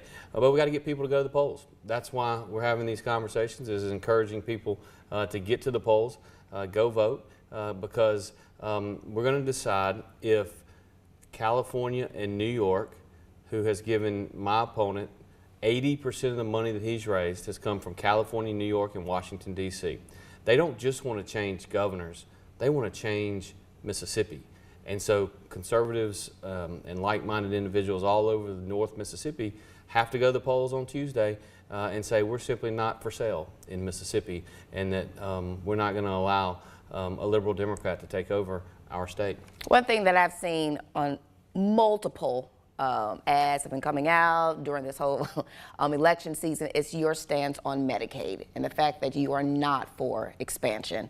It's something that your opponent is for. Why not? Why not expanding Medicaid? Well, it doesn't make financial sense, first of all, for the state of Mississippi. I've actually proposed a plan wherein we're going to provide up to $673 million for hospitals throughout Mississippi. The hospital in Olive Branch, as an example, would be due approximately $10 million for that one hospital alone. It's much better for the financials of the state.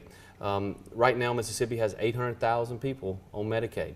What my opponent wants to do is add 300,000 additional Mississippians to the welfare rolls, and these are able-bodied adults. The challenge also is that of those 300,000 that would be added to the government health care rolls, approximately 100,000 of them right now are on private insurance. And so if you like your private insurance, then you're not going to like my opponent's plan, because you may be one of those individuals that moves from your private insurance to the government rolls. It doesn't make sense for Mississippi. It doesn't make sense financially for the hospitals and the providers, and it doesn't make sense for those individuals that are currently on private insurance to be moved to the government rolls. You know, we're talking a bit about this actual election season, and it's been a lot of money spent in Mississippi for this race for governor. I think the last numbers we ran was $20 million spent. That's a lot of money. Unprecedented. Unprecedented amount of money to be spent on a race in a state that is one of the poorer states in the country. What is your response to people who are saying, why are we spending this much money on a campaign race? We've seen this in other races in other states for sure, but why so much money? Well, I will tell you, my opponent has raised $12 million, over 80% of which comes from California, New York, and Washington, D.C. He's raised $10 million from 3 states that are nowhere near here. And so what the voters ought to be asking themselves is, why? Why are these people in California and New York so interested in flipping Mississippi blue? And the answer to that is because we have a conservative state that is showing success. We've had success in economics, we've had success in education, we've had success in protecting our values and protecting our principles, and that makes the far left radicals at the Democrat National Committee nervous, because it messes with their thoughts that these far left liberal policies actually work, because they don't. Conservative policies work, and that's what's happening in Mississippi, and that's the reason they're spending unprecedented, unheard of amounts of money against us in this race. But it's also the reason that voters are going to get up and go to the polls on Tuesday and vote overwhelmingly to tell those radicals in California, New York, and Washington, Mississippi is not for sale. In the last week, we've seen former President Donald Trump come out and support you, endorse you in your candidacy. Why was he important? And what does that say about your campaign? Why did you want him to be one of the final words to push for Tate Reeves for governor? Well, President Trump and I have known each other for a long time. I supported him in the 2016 race while my opponent was supporting Hillary Clinton. I supported President Trump for re-election in 2020 and ran his campaign in Mississippi when my opponent was supporting Joe Biden. And so President Trump came out and supported me in this race because he understands that the policies that Joe Biden is implementing in Washington, D.C. are wrong for Mississippi. And so the people of Mississippi have a choice to make on Tuesday. If they think Joe Biden is doing a great job for America, then they can vote for my opponent. But if they think that we have a brighter future ahead because conservative policies work, then they can vote for me, and certainly President Trump is a good spokesperson for an economy that was working prior to Joe Biden coming into office. And finally, as we wrap up this interview, I just, of course, want to give you the final word here. As voters are going into that ballot and to cast their ballot into their local precincts, what specific issues or what specific thing is like a vote for me will get you this? Is it economic or education or whatever the one issue that you say, this is what you will see in the next 4 years that will actually happen?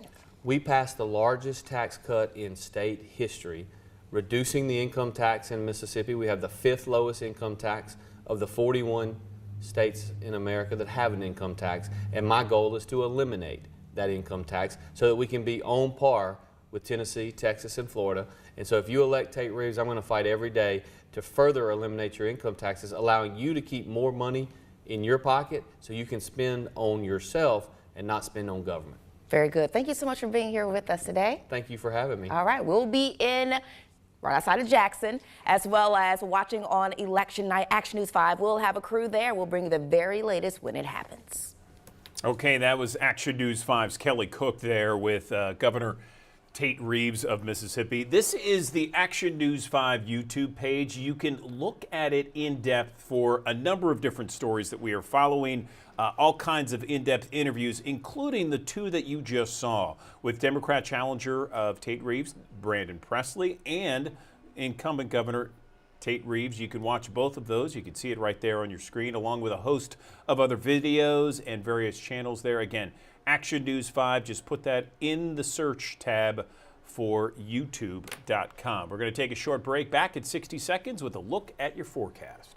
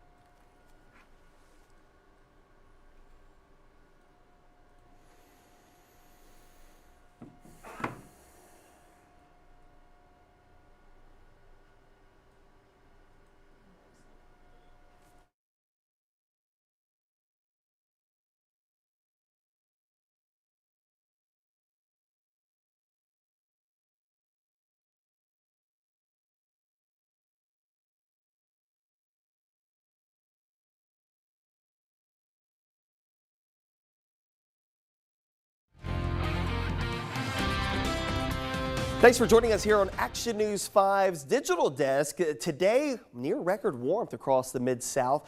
Lots of sunshine to go around, a high temperature in the lower 80s and a southwesterly breeze flow around 10 to 15 miles per hour. The near record warmth is your first alert for today. Of course, we've been talking about the warmer air that's been filtering in the area over the last couple of days. It continues to build upon itself here as we go into the beginning of this weekend, not only just today, but tomorrow and Wednesday as well. A lot of these spots that you see here in the red, those are areas at 10 to 20 degrees above average for this time of the year. So definitely some big changes have been in store for us. And this is going to be sticking around for at least the middle portion of the week, but there are going to be some changes that will run us cooler by the end of the week. Of course, the record highs today, 80 degrees is the record. It's set back in 1914, so a long-standing record.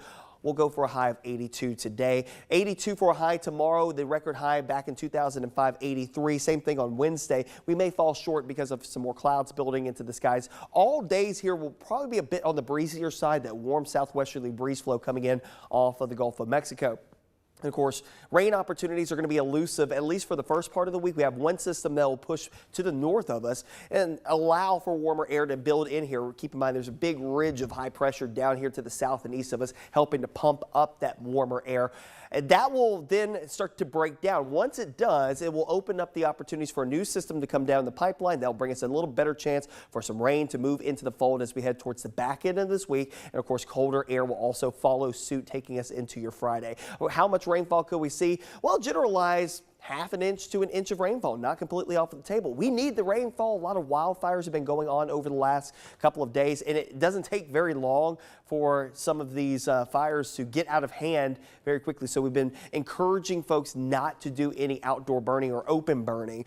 So bonfires, probably not the best thing to do. Of course, we also have several burn bans, especially across portions of North Mississippi. Stay up to date with the very latest on the Action News 5 First Alert Weather app. You can download it in the Google Play Store and the Apple App Store. Upon the 7-day, we'll go for a high temperature of 82. Don't forget, tomorrow, the statewide elections for the state of Mississippi. Polls open 7 a.m. to 7 p.m. A little better situation than the municipal elections that we had in Memphis back in early October. So good news there. High of 82. You won't have any weather woes to keep you from the polls. Near 80 degrees for Wednesday with a mixture of clouds and sun. All 3 days here a bit on the breezier side. Of course, those southerly winds kicking in here with some gusts around 20 to 25 miles per hour. I think we will start off the day Thursday dry.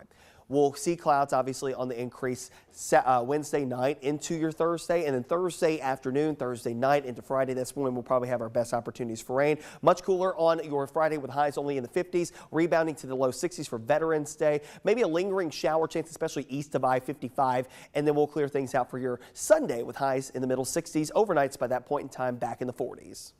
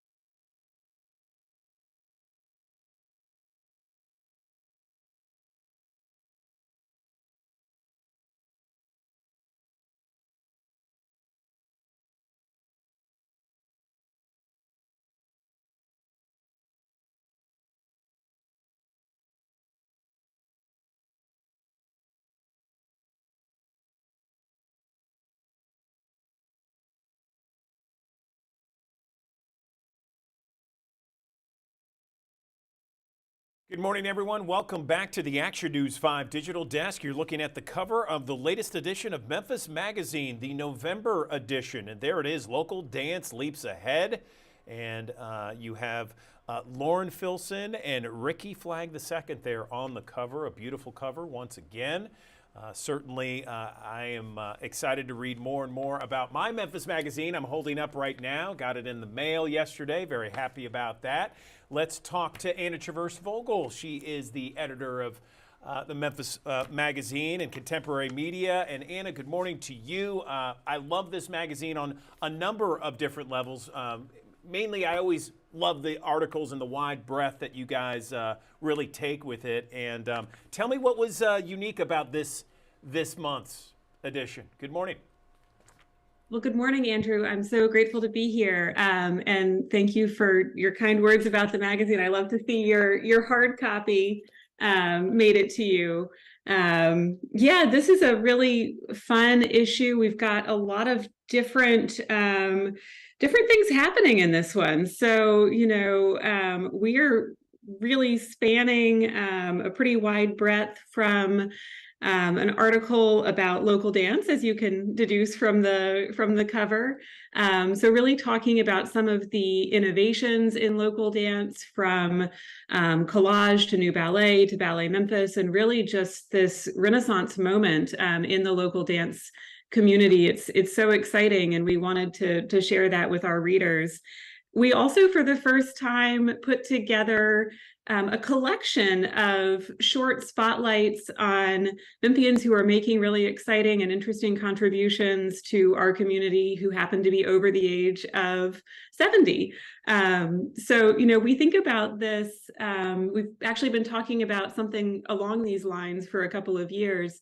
And the impetus for it initially in our minds was thinking about all of the lists of 20 under 30, 40 under 40.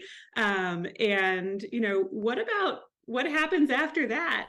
So we wanted to sort of flip the narrative a little bit and talk about some really amazing people who happen to be over the age of 70. So that was a lot of fun to think about together. That was one of my favorite articles, the 70 plus, and I enjoyed looking at it. And they're well-known names that people know. Chances are, if you've been in Memphis for any period of time, you would know that. The first thing I go to is, I got to say, and it's not just because I'm talking to you, Anna, but I go to this page. I go to Letters to the Editor, and I read your story, and you talked about the eclipse. And it's so funny. I took almost the similar picture of this, me looking up in the sky with the glasses on. I love it. Take that picture without looking like a total nerd, but I've accepted this about myself. I wasn't sure this month what I was going to write about, and the eclipse happened smack in the middle of October, so a few days before we went to press, and we found some old eclipse glasses from, of course, the total eclipse several years ago.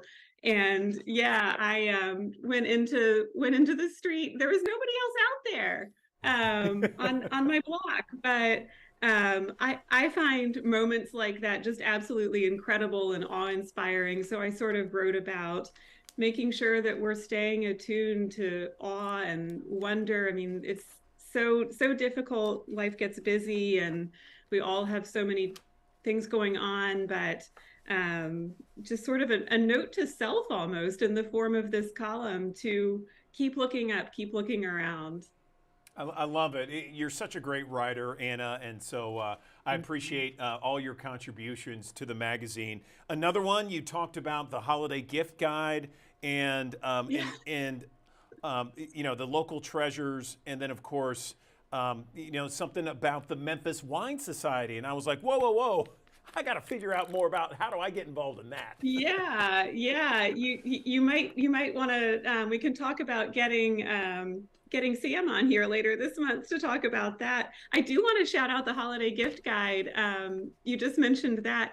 We had so much fun with the gift guide this year because what we have often done with our holiday gift guide is, of course, we just have featured provided photos of the items that we're including in the gift guide. Well, that's silly because on our very own staff, we have Santa himself. Yes. In the form of John Sparks. So John Sparks, who writes about everything from business to theater to everything in between. John actually has a little bit of a, I guess we call it a side hustle now as Santa. And he really fits the part beautifully. And so we sent Santa around Memphis to take some photos with Justin Fox Burks for the holiday gift guide. So it feels very, we talk about like a bench that you can dedicate in Overton Park, going over to Mednicow, so many other ideas for great local holiday gifts. But I followed them along a little bit when they were doing the photo shoot, and it was so much fun because, of course, again, it was like October and we're wandering through the trails of the old forest to get to this bench, and people are kind of looking around like, is that Santa? That was a lot of fun. I bet. Yeah, we've talked to John Sparks multiple times, and every time he's come on recently, I'm like, hey, we got our actor here, because I think he's been in like 30 movies. I mean, he's well accomplished. Yes, he has. Yes, he has been in many movies. He is really quite the Renaissance man, and we are so lucky to have him. And yeah, I mean, to get to see him do his Santa thing. We actually did we did byline the holiday gift guide to Santa Sparks. So truly a Santa of all trades. Fantastic. Again, Anna, I want to show once again the cover of the latest edition of Memphis Magazine here, the November edition, on newsstands now. Of course, you can also go to memphismagazine.com. Anything else before we let you go, Anna? Just giving us an overview of this month's edition. I do want to just quickly mention the Vance Lauderdale column this month.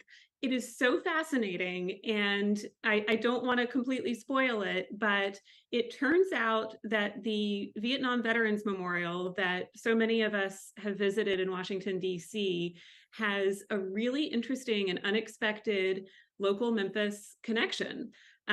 So I would just encourage people to check that out. It's really fascinating. And when I found out that Vance had gotten this question and was looking into it, it honestly blew my mind a little bit. So highly recommend that folks check that out and have their own minds blown as well. And in the industry, that is called a tease. Appreciate it. Anna Traverse Vogel, that was awesome. And I love Vance's column. That's another must read each and every month I get the magazine. Anna, really appreciate you and your staff and the hard work that you do for contemporary media. Thanks very much. It goes both ways, Andrew. Thank you so much.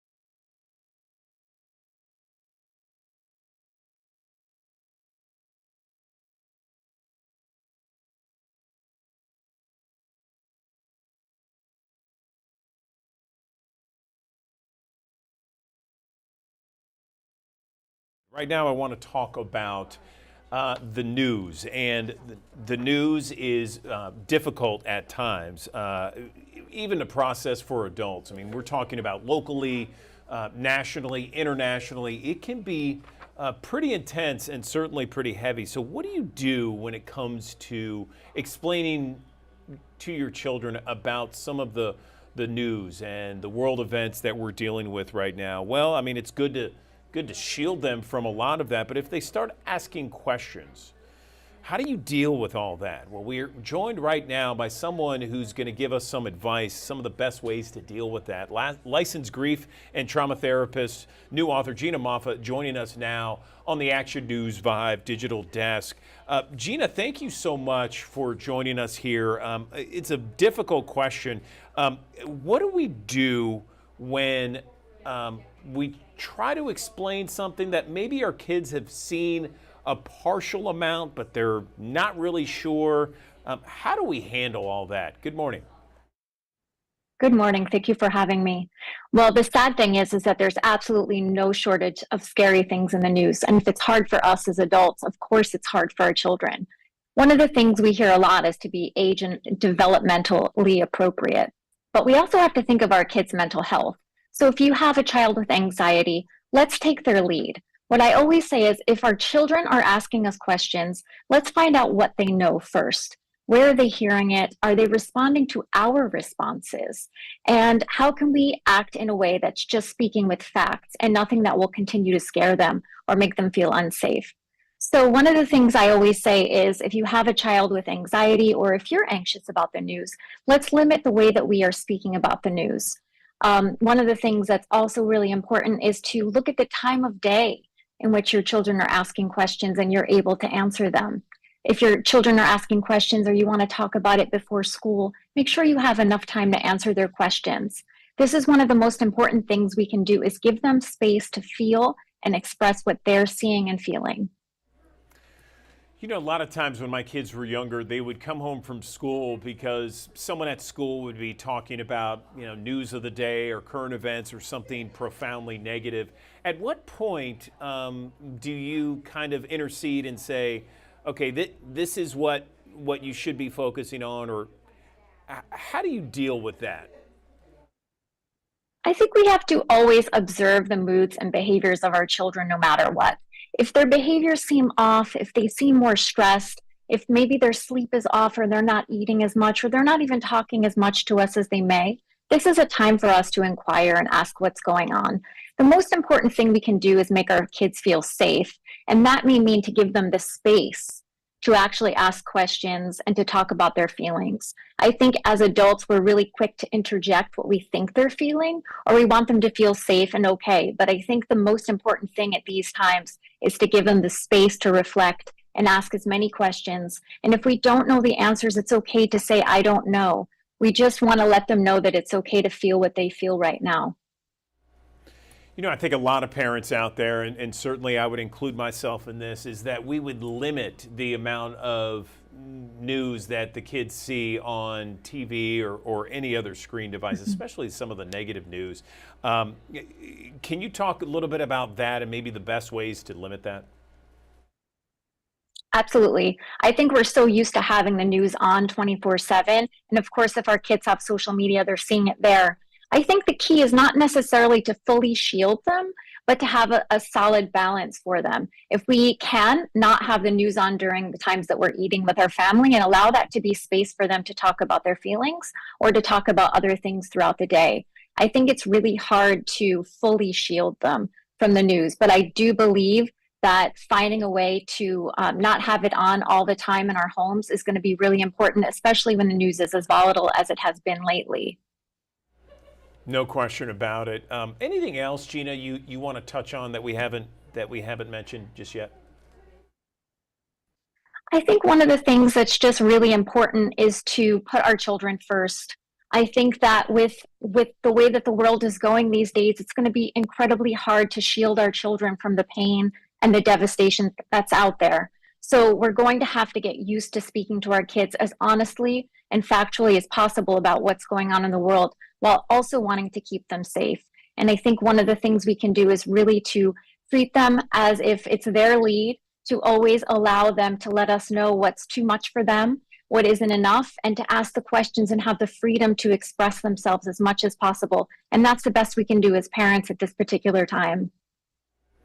Okay, Gina Moffa, we really appreciate this conversation, and I know it's helpful for the thousands of viewers that watch us here on the Digital Desk. Thanks so much.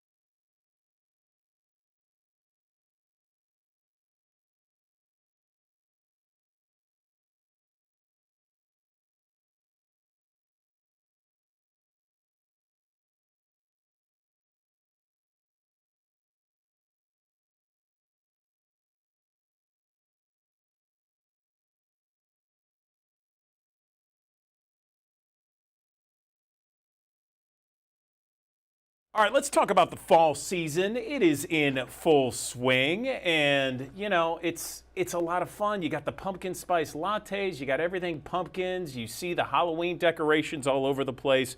It's often time to perhaps take a note of some seasonal spending. Look for ways to stretch that budget out there. I am delighted to tell you that I am joined now by actress, TV host, new mom Maria Menounos, joining us on the Action News 5 digital desk. She is sharing some savvy tips in simple ways to save on a budget. Maria, good morning to you. I'm so glad you're with us. Tell me about this seasonal spending, how to save on a budget. I think you have to really look at what's important. And, you know, when you look at your bills, see where, you know, things can be cut down. I used to do spending freezes in my home so that we could, you know, kind of reel back a little bit. Sometimes you don't even see the little things that are adding up. So you kind of have to stop and take stock and see where you can make cuts so that other things can have a little bit more freedom, like your food budget or your gas budget. Maria, I've followed your career over the years a little bit. I'm also Greek American. My family's from the island of Crete. We're Kritiko over here. Yes, Yasu, exactly. So tell me about you, being a new mom right now. And, you know, you've had some challenges, as we all do, obstacles, but you have had some life-threatening challenges. How do you get through it all? And tell me what it's like to be a new mom. Okay, well, how do I get through it all? Incredible tools that help, along with my faith, and knowing that my faith kind of guides me through so much of this. Great quotes from Rocky. It ain't about how hard you hit, it's about how hard you can get hit and keep moving forward. That was a big one that got me through brain surgery. And then this last time through the pancreas cancer, it was choose wonder over worry. And when I was on my knees and terrified that I wasn't going to get to meet my daughter who was in the womb, I would say, I wonder what it's going to be like when the doctors call me with good news next. And it would happen. I wonder what it's going to be like when I get through surgery and I'm good and I'm okay. And it happened. You know, there are a lot of tools that we can use. And, you know, a lot of times environmentally, we're just conditioned to do what we see, which is, you know, be really down and really upset. I always say we can go down. I did too. I was on my knees. I was like, God, how can this happen? But then you have to go back to your tools and you have to go back, for me, to God and say, well, maybe I don't know how this story is going to end. So why am I going to assume I know? And why am I going to place the energy on the worst case scenario when I could place my energy on the best case scenario? And so I think those are the things that have helped me through a lot of health crises between myself and my mom and even my dad. And that's what I do. And then, of course, getting through surgery and hearing the words cancer free and then meeting my beautiful baby, Athena, at the end of June was just my gift from God. And so I'm just so overjoyed and so grateful for her. She's the love of my life. And it's been the most magical time. I love hearing that, Maria. God bless you and your family. Tell me what else you've been up to. Where are we going to see you next? So there's some stuff I can't say, but you can see me every day or hear me every day on my show, Heal Squad, on Apple Podcasts, Spotify, YouTube. And that is my journey and my mission in life every single day to get healthier and to live better and to share everything that I'm learning right alongside everyone who's listening or watching, and bring in the best experts from all over the world to help us on this journey. We have to empower ourselves to take care of ourselves and know what is best in different scenarios with your health. You know, we know what Western medicine is great at. We know what Eastern medicine is great at. Once we understand all of those things, we can make everybody work together and have the best outcome. And so that's my mission, is to kind of share with everybody what's really going on behind the curtains of healthcare and empower people to really be the CEO of their health. If I wasn't the CEO of my health, I wouldn't be here right now.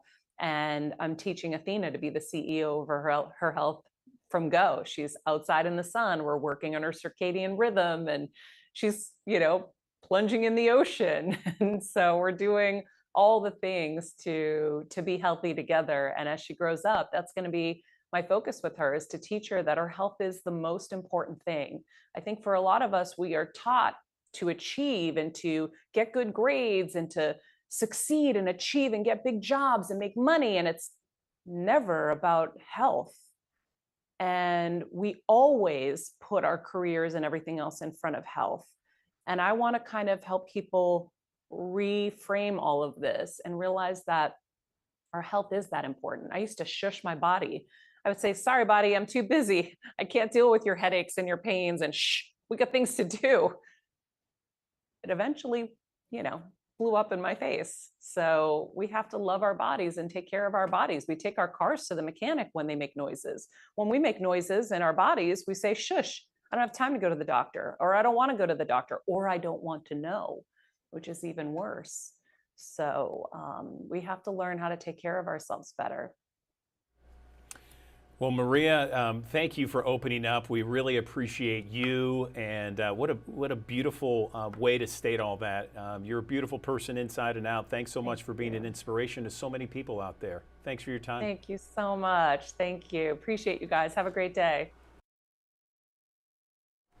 Drug agents are searching innocent people boarding flights at airports across the nation. The DEA and local police are not making arrests at the gate, but they are taking a lot of money from passengers, even when no drugs are found.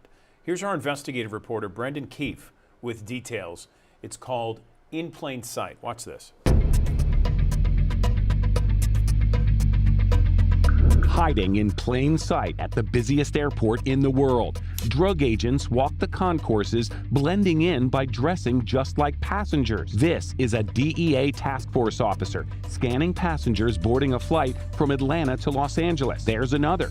How do we know who they are? Because we use the same tactics to investigate them after several passengers said they were targeted for warrantless searches at the gate or on the jet bridge. I'm a random search, guys. So he says. So those white folks, and I'm the random search.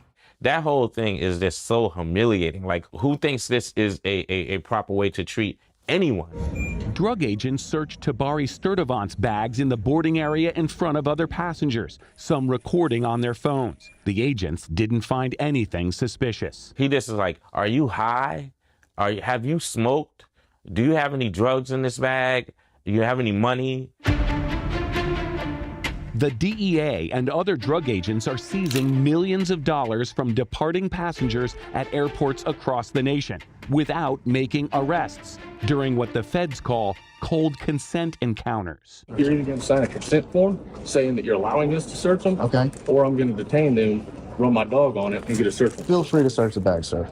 It's not a consensual interview in those circumstances. It's an ambush. Dan Albin and the Institute for Justice have sued the federal government on behalf of passengers who had their money seized when no drugs were found.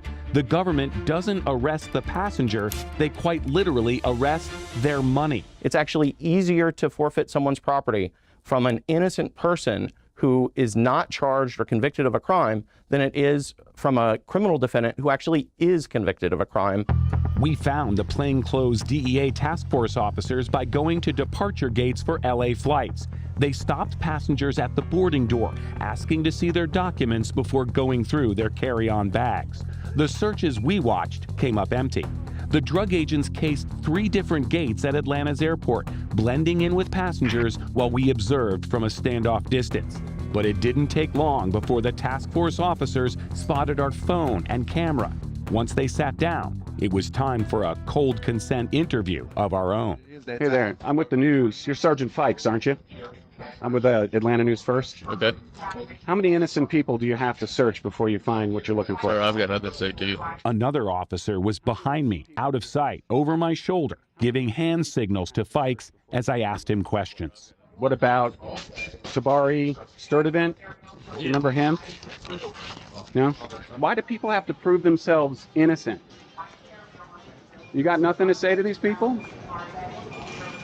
Not off the backs of innocent citizens. And you'll catch some crooks in this process as well. But sadly, we're catching too many innocents who have to fight their way out of this bind. None of these people have been charged with crimes. That's not the way our country's supposed to work. You're supposed to be innocent until proven guilty. Not, oh, you're guilty, give me your stuff, and then you can have it back if you prove you didn't get it through ill-gotten gains.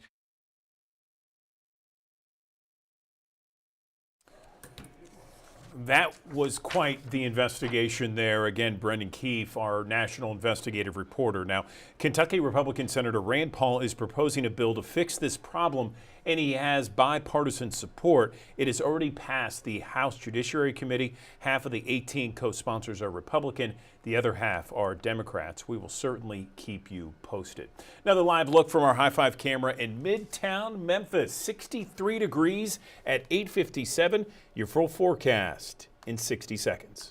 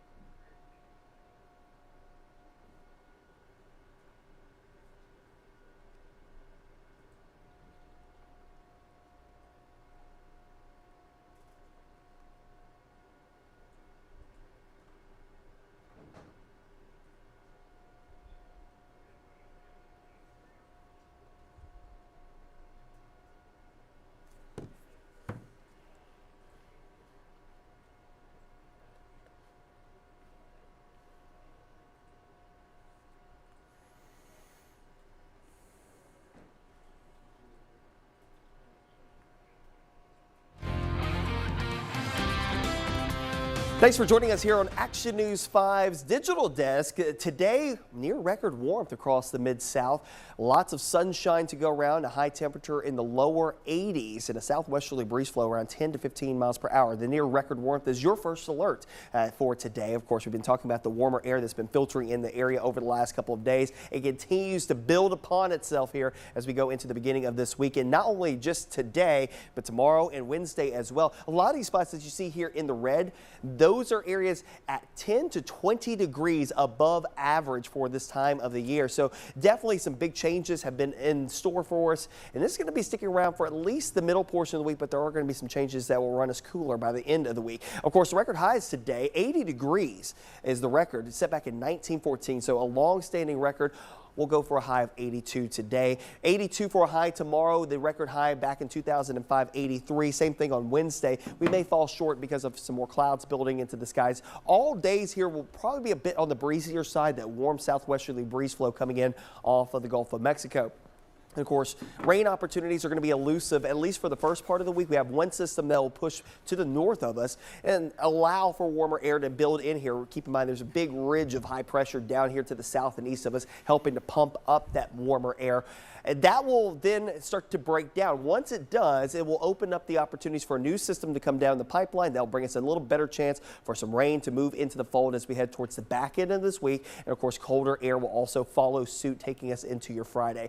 How much rainfall could we see? Well, generalize half an inch to an inch of rainfall, not completely off the table. We need the rainfall. A lot of wildfires have been going on over the last couple of days, and it doesn't take very long for some of these fires to get out of hand very quickly. So we've been encouraging folks not to do any outdoor burning or open burning. So bonfires, probably not the best thing to do. Of course, we also have several burn bans, especially across portions of North Mississippi. Stay up to date with the very latest on the Action News 5 First Alert Weather app. You can download it in the Google Play Store and the Apple App Store. Upon the 7-day, we'll go for a high temperature of 82. Don't forget, tomorrow, the statewide elections for the state of Mississippi. Polls open 7 a.m. to 7 p.m. A little better situation than the municipal elections that we had in Memphis back in early October. So good news there. High of 82. You won't have any weather woes to keep you from the polls. Near 80 degrees for Wednesday with a mixture of clouds and sun. All 3 days here a bit on the breezier side. Of course, those southerly winds kicking in here with some gusts around 20 to 25 miles per hour. I think we will start off the day Thursday dry. We'll see clouds obviously on the increase Wednesday night into your Thursday, and then Thursday afternoon, Thursday night into Friday. That's when we'll probably have our best opportunities for rain. Much cooler on your Friday with highs only in the 50s, rebounding to the low 60s for Veterans Day. Maybe a lingering shower chance, especially east of I-55, and then we'll clear things out for your Sunday with highs in the middle 60s. Overnights by that point in time back in the 40s.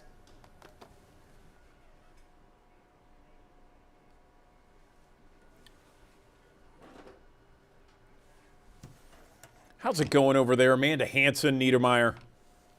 Very quiet on a Monday. Just knocking the shit out.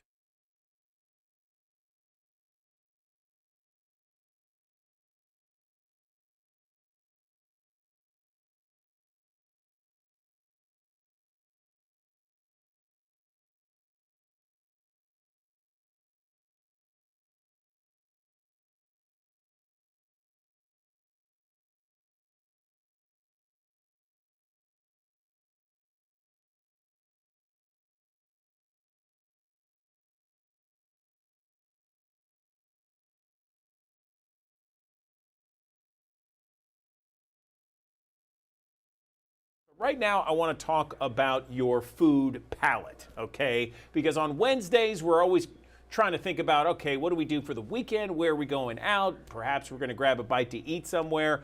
And when you talk about foodie towns, Memphis is one of the best, okay? We look at different towns across the state, across the region. Memphis has such a sophisticated palette and some amazing restaurants. And this morning, we're talking about some of the best of the best, and who better to talk about the best of the best restaurants? Jennifer Chandler, our friend at the Commercial Appeal, joining us, best food reporter in the business. She's on the Action News 5 digital desk. Jennifer, I loved your list. There's 30 of them here, so I mean, I got like sheets of paper, but we can only hit on a few, right? Good morning. We can, yes. I have been working over the past, probably 6 months on this list of the 30 best restaurants in Memphis. At first, I was challenged to do 20, and I was like, I can't do 20. We have so many things that are wonderful to do. And then I had a list. I came to my editor with a list of like 75, and she goes, no, we can't do 75. We have to narrow it down. It was really a daunting task. And so what I did when I looked at the restaurants, I ate out a lot. I talked to friends. I talked to patrons when I was in restaurants about what they were enjoying about their meals. And I really tried to develop a list that shows the diversity of the restaurant scene in Memphis, from everything from fine dining to new restaurants that are just making a splash on the scene, doing something different, to casual places where you can get a meal for less than $10 are on this list as well. It's all about finding places that show originality and creativity in the Memphis restaurant scene, and that also it's not just about the food on the table and the decor, but things that exceed the expectations you have when you go into that fine dining or that casual type of restaurant to eat. I love it, Jennifer. This sounds amazing, and you're the perfect person. I mean, the best job in the world you have, and you know better than anybody the best of the best. So let's hit it. Yeah. So as I said, this list is 30 of the best restaurants. It's up now on commercialappeal.com. So you can check it out. But we're going to talk about 5 today that made this list that I kind of think show how different the restaurants are in Memphis, and what takes this idea of, when you think about like James Beard Awards or Zagat Awards or Michelin stars, to me, it is much more than having a place that is absolutely perfect. And, like these things, like if you've watched The Bear, trying to have that perfection on the plate and things like that. This is about places that really show great food, great hospitality, and you're gonna have a delicious meal while you're in there. So first is a fine dining spot that is on the list, which is Dory Restaurant. And so David and Amanda Krog have created this lovely restaurant in Brookhaven Circle, and you can see from this photo of this mussels dish, I mean, everything is exquisite when you go to the eat there. It is pushing the envelope. He's one of the most talented chefs in Memphis. And, you know, this is an expensive restaurant when you go to, but one of the things that I really love it beyond what is on the plate is they have created a dining room that is just really welcoming. The hospitality is there. You know, it's in a former home that was turned to an office building that's now been turned to a restaurant, and you actually feel like you're walking in their home when you go there. And while you're having some of the most fancy food in the city of Memphis, you feel like you're in this just warm, comfortable environment. You feel very welcome. There's no stuffiness to it at all, and it really illustrates you know, to me, the epitome of a fine dining restaurant that is locally owned by a family. And you won't be disappointed when you go there. It just has so many great things. Definitely, if you go, I did include in my story kind of things that you must order. Make sure you always get the Parker House rolls when you go. Oh my goodness, these things are so good. And just, you won't be disappointed when you go to Dory. So that's in East Memphis. And we're going to switch and we're going to go downtown to Alcinia's. So Alcinia's is owned by BJ Chester Tamayo, and this is her in this picture. And I just love her to death. She's one of the people that I am so grateful that I've gotten to know when I started as a food writer, because I did not know her beforehand. And she is the most vibrant, fun person that you will ever meet. And she makes the best Southern soul food that you will ever eat. So her little restaurant is located down on South Front Street, kind of in the Pinch District. And she is just always fun, and she always has on colorful wigs and fun outfits. She's been there for 25 years and just keeps trudging along. It's her tiny little restaurant. She recently, this past year, remodeled it and gave it a paint job and added a patio and did all these things. But one of the things that I love about it is when you go in, I mean, it's a small menu, it's soul food menu, but everything is made from scratch. Like when you order her fried chicken, just know you're gonna have to sit there a minute, because literally she goes back in the back and then she pulls it out and then she seasons it and then she puts it in a brown paper bag with the flour and shakes it.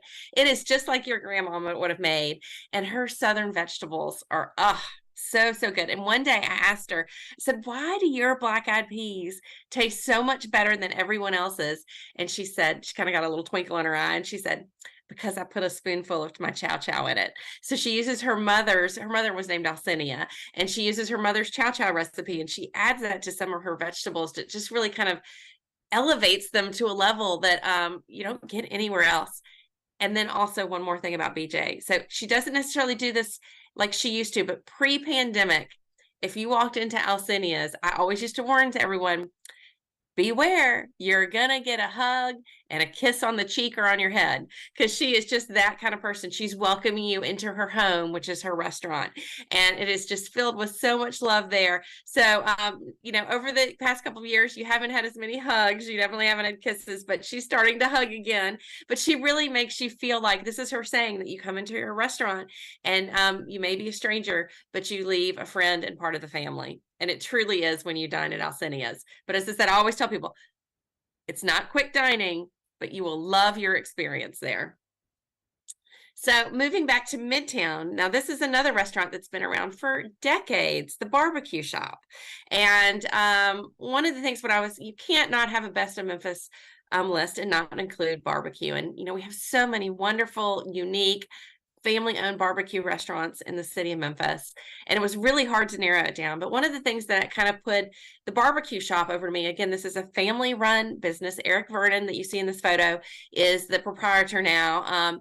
His parents owned it before. They bought it from another couple, Frank and Brady Lill, that had the restaurant, and they've been running it for decades and decades and decades. And Eric makes the sauce, his Dancing Pigs barbecue sauce. He is the only person that made it. I think over the history of this restaurant, which is over 50 years, that I think that there have been maybe only like 5 or 6 people that have ever made their sauce. I mean, it takes so much pride in it. And we love everything about it. This is a full service restaurant, which some of the other barbecue restaurants that are so great in Memphis, like Payne's and Cozy Cone, aren't necessarily full service, but the barbecue shop is. The service is friendly. And we love everything on the menu. And it's one of the things I discovered recently, I've always had, wet ribs and dry ribs, but they have something they call glazed ribs, which is just a little bit of a thicker barbecue sauce. And it almost like they come to the table and they're like glistening and like the sauce really adheres to it. So it's like wet ribs amplified. And they're one of my favorite things. And the barbecue shop is the place where Memphis barbecue spaghetti was invented. So really, there's so much stuff going on at the barbecue shop that really makes the epitome of a great barbecue restaurant in the city of Memphis. So now we're going to go a little bit further east, and we're going to go to Coastal Fish Company. So this is owned by the same restaurant group that owns places like Flight and Porch and Parlor and Southern Social. And they are always winning every year, like Open Tables, like best restaurant in Memphis. They just keep getting all these accolades, TripAdvisor, and they're just known for their unique concepts that offer really good food, have exceptional service. And when I was doing this list, there are a number of restaurant groups in Memphis that have original concepts that are all different and they're all really, really good. But to keep the list down, narrowed down, I only picked and featured one of each of these type of restaurant groups. So the one I featured for this restaurant group is Coastal Fish Company. And one of the things that made me decide to feature that one is this view that they have. I mean, it overlooks Shelby Farms, Hyde Park, the lake there, Hyde Lake, and it is just breathtaking that you can enjoy a lovely meal sitting out there and watching the sunset. That is my tip, is always try to time your dinner reservation go there maybe about 30 minutes before the sunset and just watch it, because it is just, there is a view none like this in the city of Memphis. And the food is really, really good. I love their crab cakes. Those are the ones I order. They're more crab than they are filler. And they come with this sweet corn brulee. It's almost like cream corn that they must put a layer of sugar over the top and brulee it like a creme brulee. So good. So Coastal Fish Company is on the list. And then the last one is going again, the switch from finer dining to a casual restaurant. We're going to look at Bala's Bistro, which is in Whitehaven. And Bala Tunkara is from Mali, and he makes West African dishes that are just fabulous. It's a casual restaurant in Whitehaven off of Elvis Presley Boulevard, but it is warm, and the hospitality is great, and Bala is there most of the time. And one of the things I love is it's getting to try things that are different. We're so lucky in Memphis that not only do we have Southern food like soul food at Alcinia's or barbecue like at the barbecue shop, but we also have all of these international cuisines that are just great. And I made sure to include like my favorite Chinese restaurant, my favorite Japanese restaurant, my favorite Mexican restaurant on this list to kind of highlight the diversity of the food that we have here. And so one of the things that I love about Bala's Bistro is it's just, they're so friendly when you go in, and they know that most people have not had some of this food before. So not only do they have an a la carte menu, but they also have at the front counter, they have this kind of hot box that they kind of, think of it as a covered buffet a little bit, where they have a lot of their specialties there, and they'll create a plate for you, and they do it by the pound. And so they can kind of talk you through you're looking at, whether it's, goat curry or I'm going to mispronounce it, but I think it's called Jaffa rice. Some of the more interesting dishes that you may not be as familiar with, and you can kind of get a little spoonful of it each. And where you see the smorgasbord of a la carte things on this picture, you can have that same creation on a plate. So you can taste all these different things. It just is really kind of a special place that you can go to. And again, the hospitality is great. It is kind of a fast casual concept where you go and you order, and you'll either, if you're doing it by the pound, you'll bring your own plate to the table. If not, they'll bring things to you. It's very, very casual, but it is exceptional as far as the hospitality and the food goes. So as you can see, it's all over the place. And I think I really tried to redefine the idea of what is the top restaurants in Memphis, to go beyond what is the most expensive, beyond what is the fanciest. But again, looking at really what are restaurants that really illustrate what Memphis is and the soul of our city, and highlight what a great restaurant scene we have. Oh, yeah. I mean, the restaurant scene here is top notch. And I loved how you highlighted those 5, because they're all really different and different palates and in different parts of the city. I just love it. And again, for everybody watching, there are the top 30 restaurants in Memphis, and it's at commercialappeal.com/food. Jennifer Chandler going through each and every one there. Really appreciate it every time you come on the digital desk, Jennifer. Thank you so much. And I'm going to give, as you call it, my teaser is next week. I have some more lists coming out. So when we're back on 2 Wednesdays from now, we can talk about some of these. But I have a best list of the 23 best cheap eats in Memphis for 2023. So meals you can get under $15. And then I have another list coming out next week of the top 20 restaurants that have opened since 2020. So be on the lookout for those coming out next week. We love it. We love saving money, eating on a budget, and we love lists. Americans love lists. Certainly Memphians do as well. Jennifer Chandler, as always, thank you very much. Bye.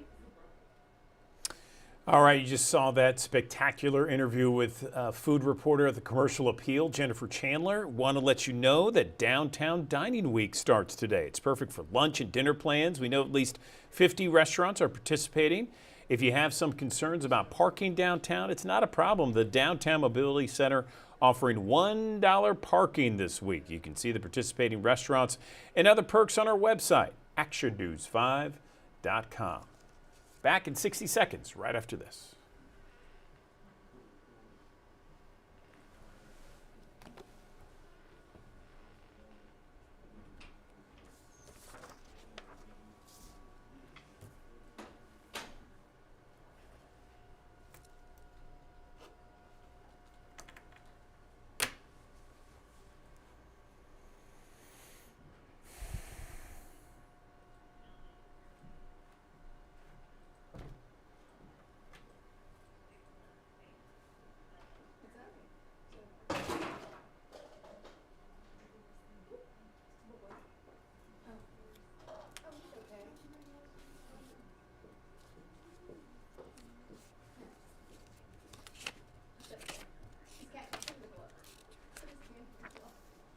What's up, Steven?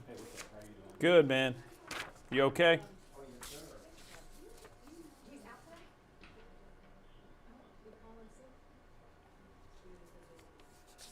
Okay, I want to tell you about new developments in the Action News 5 investigation that we centered on a former Memphis police officer who violated his policy with his taser so often he was nicknamed Taser Face. Well, more than 3 years after quitting the force and taking a job with South Haven PD, investigators are finally prepared to review the allegations against him. Jessica Jaglois, in partnership with the University of Memphis Institute for Public Service Reporting, has more.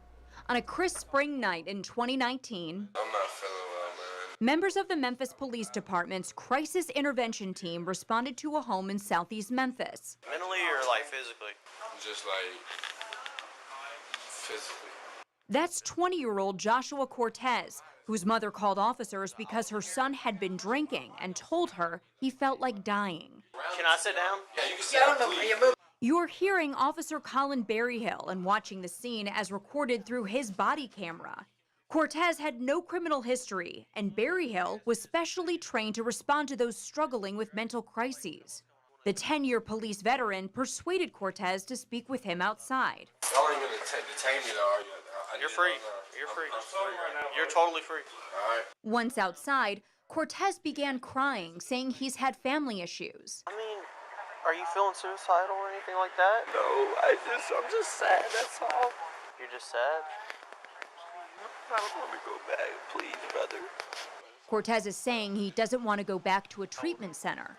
I mean, I don't have any reason to take you anywhere right now.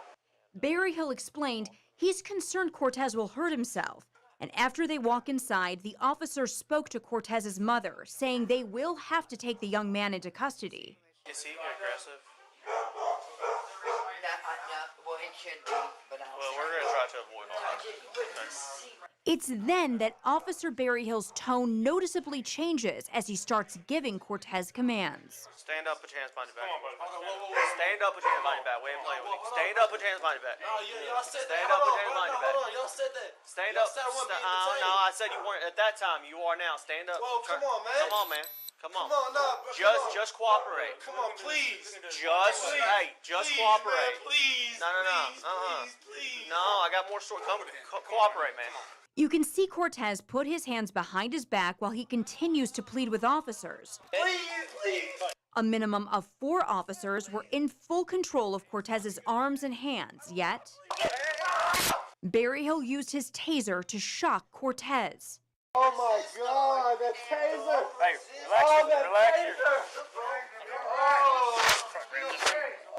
Internal records provided by the Memphis Police Department show Officer Berryhill violated the department's weapons and excessive force policies that night. Berryhill explained to the deputy police chief during the internal investigation, "I felt a simple pain compliance for a second could get him to comply long enough to where we could get him into cuffs." But using a taser for pain compliance is not only against MPD policy, but also policies at many other police departments, according to Clark Neely with the Cato Institute in Washington, D.C. The problem is that you can't use a taser as a form of punishment. Neely works with the libertarian think tank to advocate against police officers who violate the constitutional rights of citizens. We all have a constitutional right to be free from unreasonable force. You're not supposed to use a weapon unless the situation really calls for it, because otherwise that's an unreasonable use of force. An Action News 5 investigation reveals Memphis police internal investigators found Berryhill in fact violated the department's excessive force and weapons policies 3 times in less than a year. According to those internal documents, the first time was in 2018 when Berryhill tased a juvenile in the back even though he did not pose an immediate threat. I'll wait till he turned around. He was still getting him. I took him to the ground. The second time was when he tased Cortez. Put your hands behind your back. And the third was on Owen Buzzard, a nonviolent man who was handcuffed when Berryhill tased him. The night of that incident with Buzzard, an MPD supervisor on scene told Officer Berryhill he'd earned a new nickname. It's Taser Face. After MPD launched their internal investigation into Berryhill's use of excessive force, they completed it in October 2019, but waited an entire year to schedule his disciplinary hearing. Berryhill abruptly resigned the night before that hearing and took a job with the South Haven, Mississippi Police Department the following month, in November 2020. Nearly 2 years later, Memphis Police Chief C.J. Davis asked the state to take Berryhill's law enforcement certification, which would have prevented him from policing in Tennessee. But the state didn't act on that request for nearly another year and didn't schedule his hearing until we started asking questions. Post Commission to order. The Peace Officer Standards and Training Commission, or POST, is responsible for certifying and decertifying police officers in Tennessee. But before it can decertify officers, POST must notify them and then schedule a hearing. In an email, a spokesperson for the agency that oversees POST wrote, Memphis Police Chief C.J. Davis signed a decertification request in December 2021, but didn't send it until July 2022. POST sent Berryhill a notification letter the following year in June, but couldn't reach him because he moved without telling POST, which is required. After we started asking questions in late September, POST notified Berryhill of his pending decertification via email on October 3rd. He's now on the agenda for December 14th. The spokesman also wrote there are nearly 40 other officers waiting for decertification letters, but POST can't find them. That's the $64,000 question. Why did they take so long? There's no question that MPD and the state of Tennessee, through the Post Commission and these national organizations, have structures in place to catch this sort of thing. The problem is, it doesn't seem that they're working efficiently. Mark Paraschio with the Institute for Public Service Reporting is working in partnership with the Action News 5 investigators to continue digging into this issue. We're going to do our best to hold the police accountable. The Memphis Police Department said it would answer a list of questions we sent them, but they did not, and then they stopped responding to us. Now, we are currently looking into that list of police officers waiting to be decertified. More than a third of them are coming from MPD. For the Action News 5 investigators and in partnership with the Institute for Public Service Reporting, I'm Jessica Jaglois.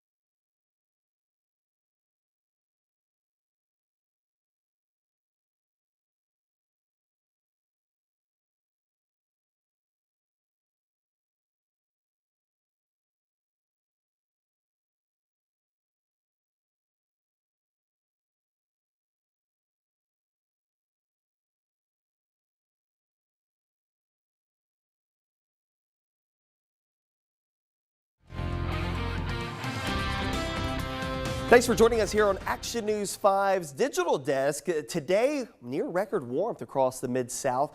Lots of sunshine to go around, a high temperature in the lower 80s and a southwesterly breeze flow around 10 to 15 miles per hour. The near record warmth is your first alert for today. Of course, we've been talking about the warmer air that's been filtering in the area over the last couple of days. It continues to build upon itself here as we go into the beginning of this weekend. Not only just today, but tomorrow and Wednesday as well. A lot of these spots that you see here in the red, those are areas at 10 to 20 degrees above average for this time of the year. So definitely some big changes have been in store for us. And this is going to be sticking around for at least the middle portion of the week, but there are going to be some changes that will run us cooler by the end of the week. Of course, the record highs today, 80 degrees is the record. It's set back in 1914, so a long-standing record. We'll go for a high of 82 today. 82 for a high tomorrow. The record high back in 2005, 83. Same thing on Wednesday. We may fall short because of some more clouds building into the skies. All days here will probably be a bit on the breezier side, that warm southwesterly breeze flow coming in off of the Gulf of Mexico. And of course, rain opportunities are going to be elusive, at least for the first part of the week. We have one system that will push to the north of us and allow for warmer air to build in here. Keep in mind, there's a big ridge of high pressure down here to the south and east of us, helping to pump up that warmer air. And that will then start to break down. Once it does, it will open up the opportunities for a new system to come down the pipeline. That'll bring us a little better chance for some rain to move into the fold as we head towards the back end of this week. And of course, colder air will also follow suit, taking us into your Friday. How much rainfall could we see? Well, generalize half an inch to an inch of rainfall, not completely off the table. We need the rainfall. A lot of wildfires have been going on over the last couple of days, and it doesn't take very long for some of these fires to get out of hand very quickly. So we've been encouraging folks not to do any outdoor burning or open burning. So bonfires, probably not the best thing to do. Of course, we also have several burn bans, especially across portions of North Mississippi. Stay up to date with the very latest on the Action News 5 First Alert Weather app. You can download it in the Google Play Store and the Apple App Store. Upon the 7-day, we'll go for a high temperature of 82. Don't forget, tomorrow, the statewide elections for the state of Mississippi. Polls open 7 a.m. to 7 p.m. A little better situation than the municipal elections that we had in Memphis back in early October. So good news there. High of 82. You won't have any weather woes to keep you from the polls. Near 80 degrees for Wednesday with a mixture of clouds and sun. All 3 days here, a bit on the breezier side. Of course, those southerly winds kicking in here with some gusts around 20 to 25 miles per hour. I think we will start off the day Thursday dry. We'll see clouds obviously on the increase Wednesday night into your Thursday, and then Thursday afternoon, Thursday night into Friday. That's when we'll probably have our best opportunities for rain. Much cooler on your Friday with highs only in the 50s, rebounding to the low 60s for Veterans Day. Maybe a lingering shower chance, especially east of I-55, and then we'll clear things out for your Sunday with highs in the middle 60s. Overnights by that point in time back in the 40s.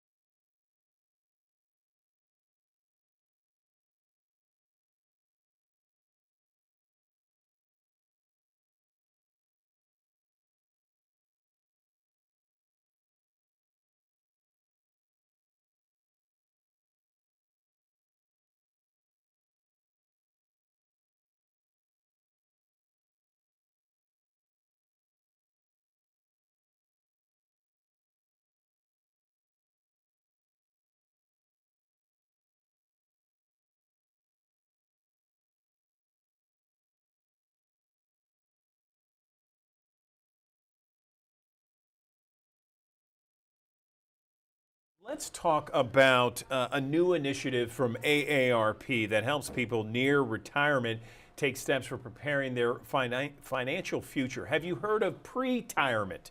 That is one of the words we are talking about today with our latest guest here, Mary Liz Burns, Senior Director of Communications Strategy at AARP. Mary, good morning to you. Tell us about this pre-tirement word. What's it all about? Good morning.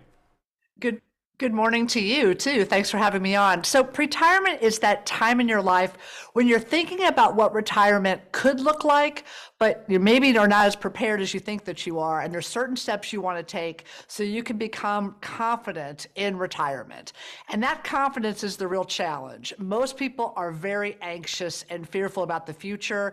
1 in 5 don't have any retirement savings, and 2/3 of folks feel that they're going to outlive their savings. So AARP and the Ad Council launched these brand new ads and a new free website that really take that retirement fear out of your head in the form of a creature that you can talk to. And the creature looks a little scary at the beginning, but actually as you talk to it, you realize there's just a few small steps you can take that make that retirement fear disappear. And a lot of those steps are right at our website, thisispretirement.org, where you can take a quiz or you can build your own personalized retirement savings action plan. So let's talk about some of those first steps, Mary. I mean, if there's someone out there that really hasn't started planning for retirement, what are some of the first steps they can take?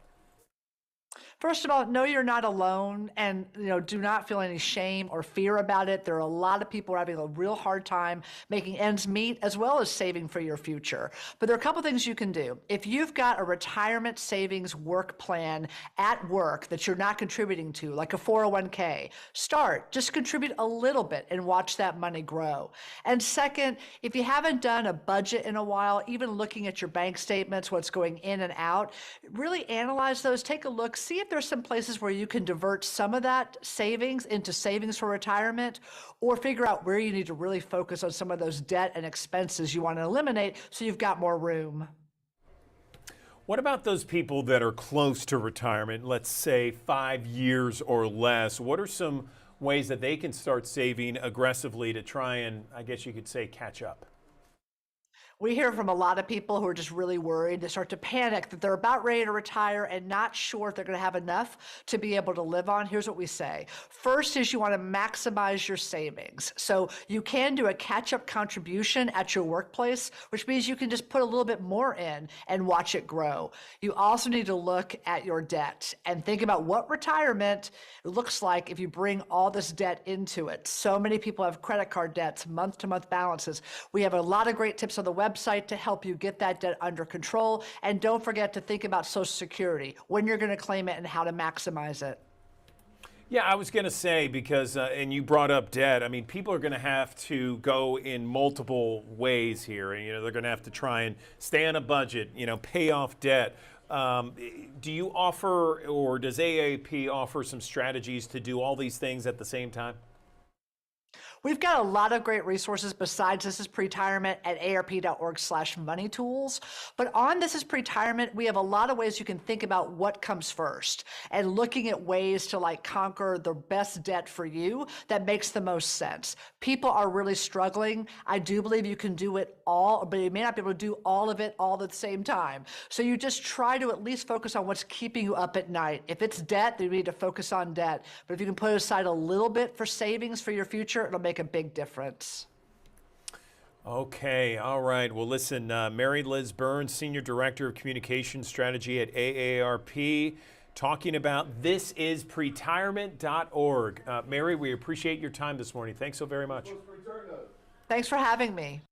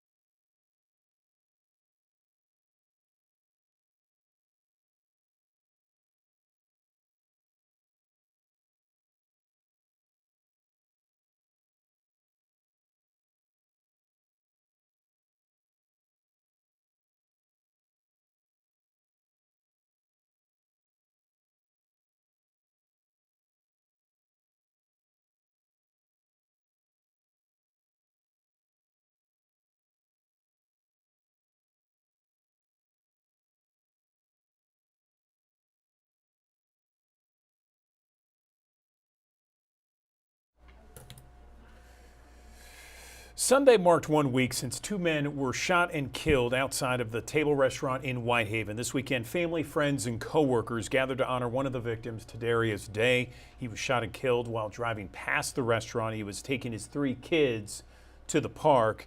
Action News 5's Imani Williams was at the vigil and spoke with the mothers of Day's children.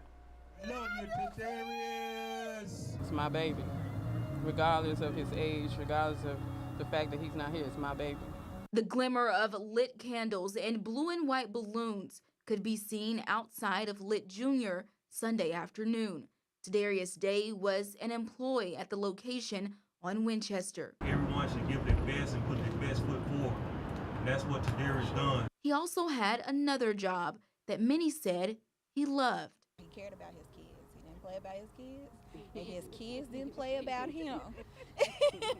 A job he was doing until the moment he died. And then they wake up and they look for him, and he's not there. And we have no way of adequately explaining that to small children. His children were riding in the back seat of the car Tadarius was driving when he was shot. He was on his way to take his kids to a park. The mothers of his children said Day would have never wanted to leave his kids. That was one of the main things that I discussed with him. Like, you here for your kids. And this happened, and now it's like our kids are forced to go without a dad. This is not voluntary, this is involuntarily. So I hate this. I hate this.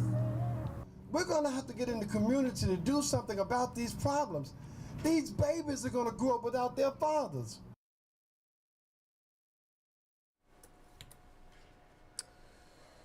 All right, let's switch gears here, talk about the start of the COGIC Convocation. Yes, the COGIC Church of God in Christ Convention in Memphis, one of the largest conventions to take place in the city, bringing attendees from all over the world. Action News 5's Cindy Gray has You're more. inside the COGIC World Headquarters here in Memphis, and all of these seats, well, they're going to be filled with thousands of folks making their way back home right here to Memphis. It's all to fellowship, celebrate, and serve as the 115th Holy Convocation gets underway. It's the gathering of the saints. And thousands of those saints are heading to the Bluff City, like Lauren Wright from Dallas. I love that I'm able to express my beliefs with other people without feeling judged or any type of negativity that might come.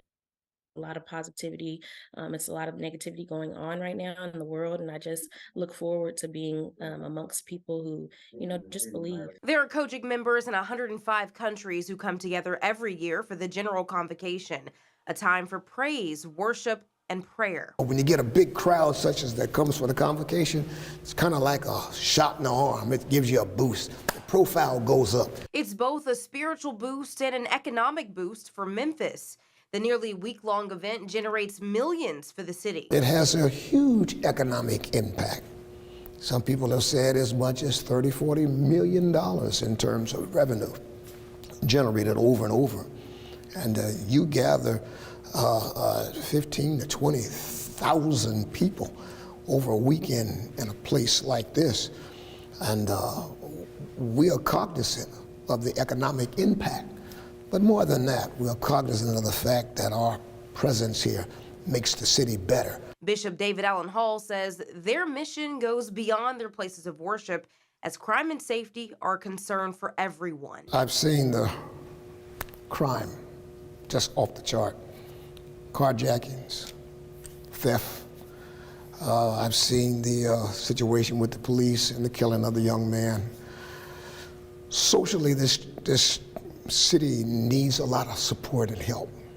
Not criticism, but a lot of help. An all-night prayer service will kick off events Tuesday at midnight at the Mason Temple, the place where Martin Luther King Jr. made his historic final speech. Citizens of Memphis need to stand forward and say, this is our community. We want to make it the best we can. Sydney Gray, Action News 5. All right, allergies affect almost 100 million Americans, making it the 6th most common cause of illness. And we know allergies sufferers are certainly all across Memphis and the Mid-South. There is now a University of Central Florida researcher that has come up with an unusual method that may be able to completely wipe out allergies altogether. It was the subject of a Best Life report. Check this out. Coughing, sneezing, difficulty breathing. They're all signs and symptoms of allergies. We are exposed to allergens. We mount a specific kind of immune response. It's called a type 2 response. Professor Tigno Aranjuez and her team at the University of Central Florida are looking into redefining allergy treatment with a technique. It's called LRC Triceps, which identifies a cell receptor for common allergens. The research demonstrated the allergen and a common receptor, LMAN1, binding together to inhibit the allergic reaction. This discovery was groundbreaking. We have the potential to potentially, modify the disease course, or there's a potential for it to have a greater effect than just trying to basically suppress the symptoms. The discovery can lead to new therapies to stop allergies before they begin.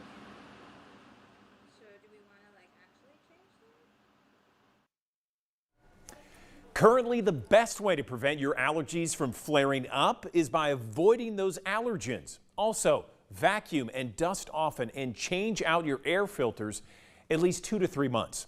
With ways to live your best life, I'm Andrew Douglas, Action News 5. All right, the U.S. infant mortality rate is up for the first time in more than 20 years. Why? That's the question. That's according to the National Center of Health Statistics. It found the overall infant mortality rose by 3% from 2021 to 2022. Analysts say infant mortality is often used as a benchmark for the country's health system at large. The increase in infant mortality could be a result of underlying health issues or the pandemic. Data also shows race appears to have played a role. Different racial groups experience different rates of infant mortality. The second person to use the heart of a pig in a transplant has died. 58-year-old Lawrence Fawcett died 6 weeks after receiving a genetically modified pig heart. He wasn't eligible for a traditional human heart transplant due to his heart disease and pre-existing conditions, so his doctor said he was making significant progress in the weeks right after his surgery, but his body began to reject the pig heart in the final days. A program by Arkansas's Department of Agriculture is trying to get healthier food in front of students. It provides $5,000 for students. The goal to increase servings of fresh fruit and vegetables to students in school cafeterias and elsewhere. The department is accepting applications for grants through December. And this week, a paramedic from Jackson, Mississippi was in D.C. to receive a national honor for helping save lives of mass shooting victims. Preston Crotwell works part-time with the American Medical Response in Hinds County. He and his partner were at the 2021 Mudbug Festival when a shooting began.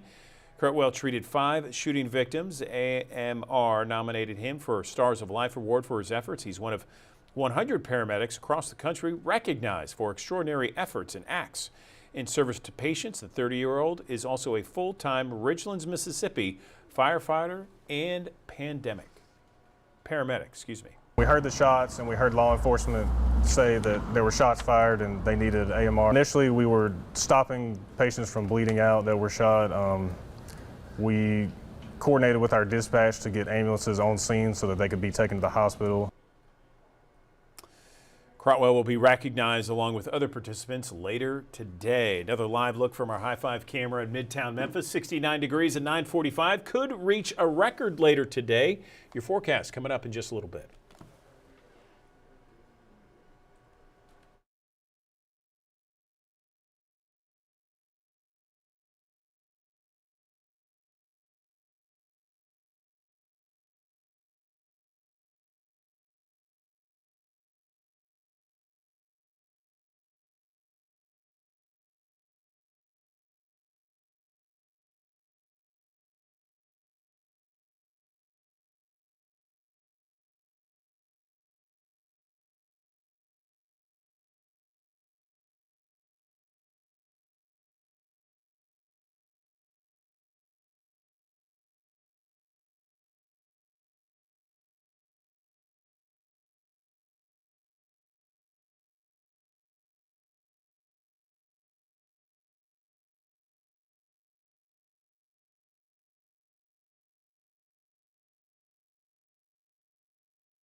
I want to talk about an event that's coming up very soon here. We're talking about Saturday, November 11th.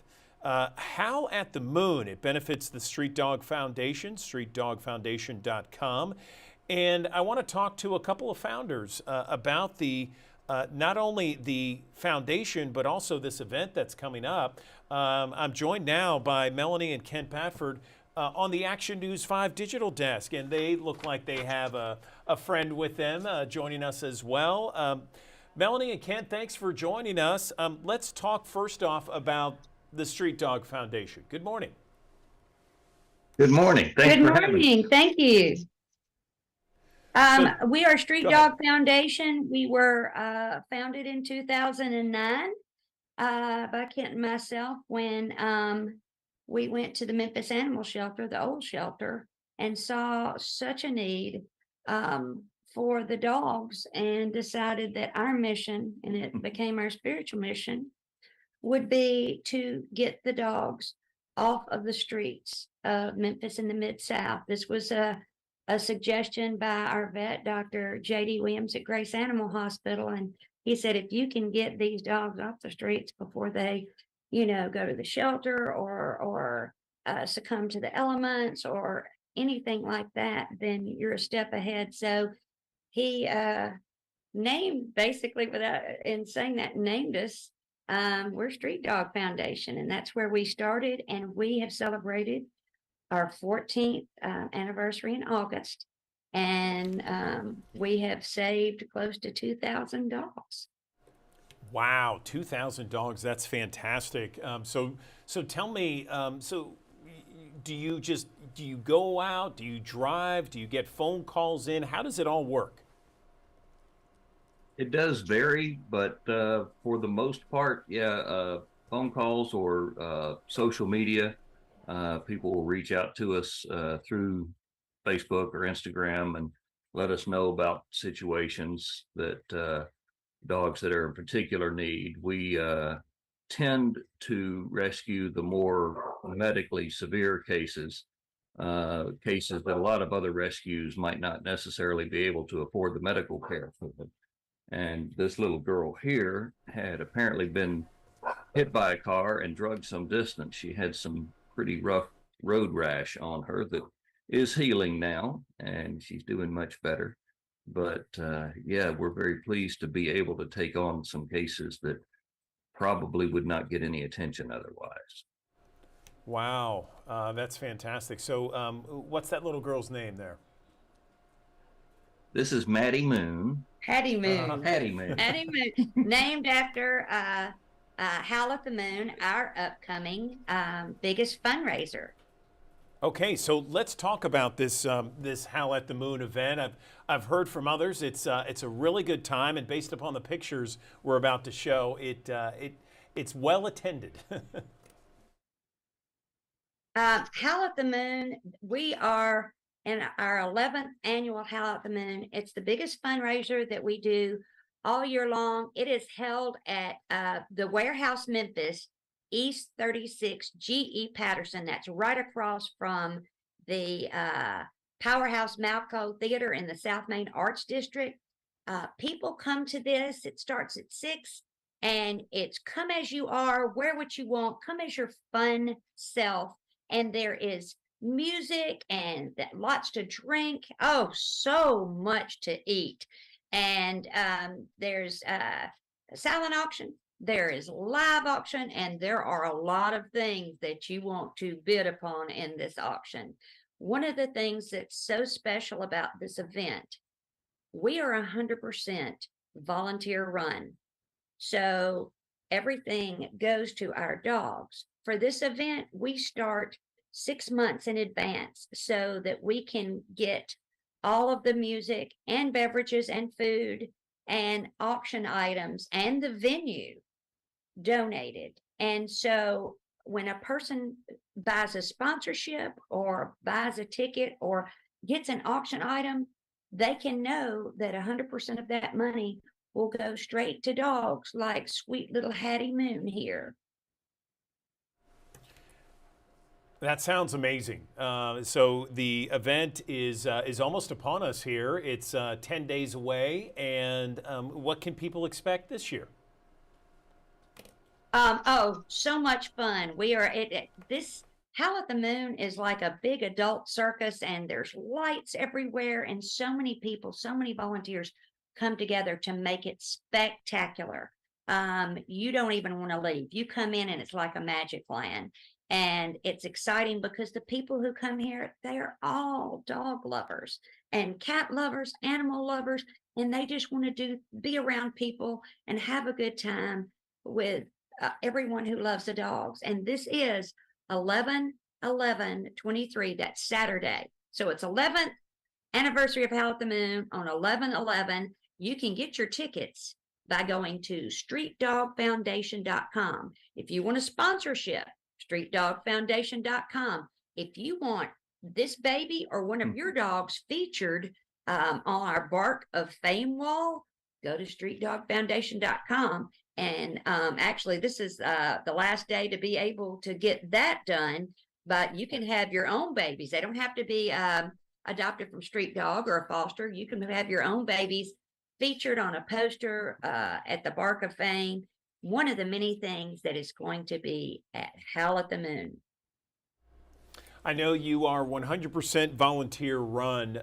How much money do you expect to raise, and how many people usually show up? We usually have anywhere. This past year was a little shorter than normal, just because we were just getting back in after quarantine. This past year we had about 650. We have had as many as 1,200 people at this event in the past, and hopefully this year have a few more. But this one event is 75% of our annual budget. So in one night, we're able to earn and fundraise 75% of the year. So we're pretty excited about that.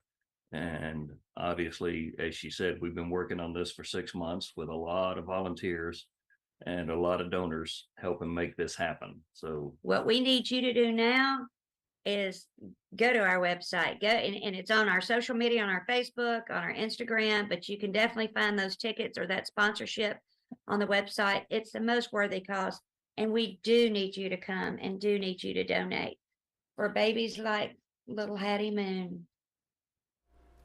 Wonderful. All right, Street Dog Foundation and streetdogfoundation.com. Kent and Melanie, thank you so much. Best of luck on November 11th and the big Howl at the Moon event. Sounds like a great time downtown. Enjoy yourself, and thanks for all that you do for all the dogs out there on the streets who might otherwise not be able to find a home. Thank you. Thank you. And just remember, we need you. Come on out. All right. Appreciate it. Thank you, Melanie and Kent. Thank you for your time this morning. Thank you.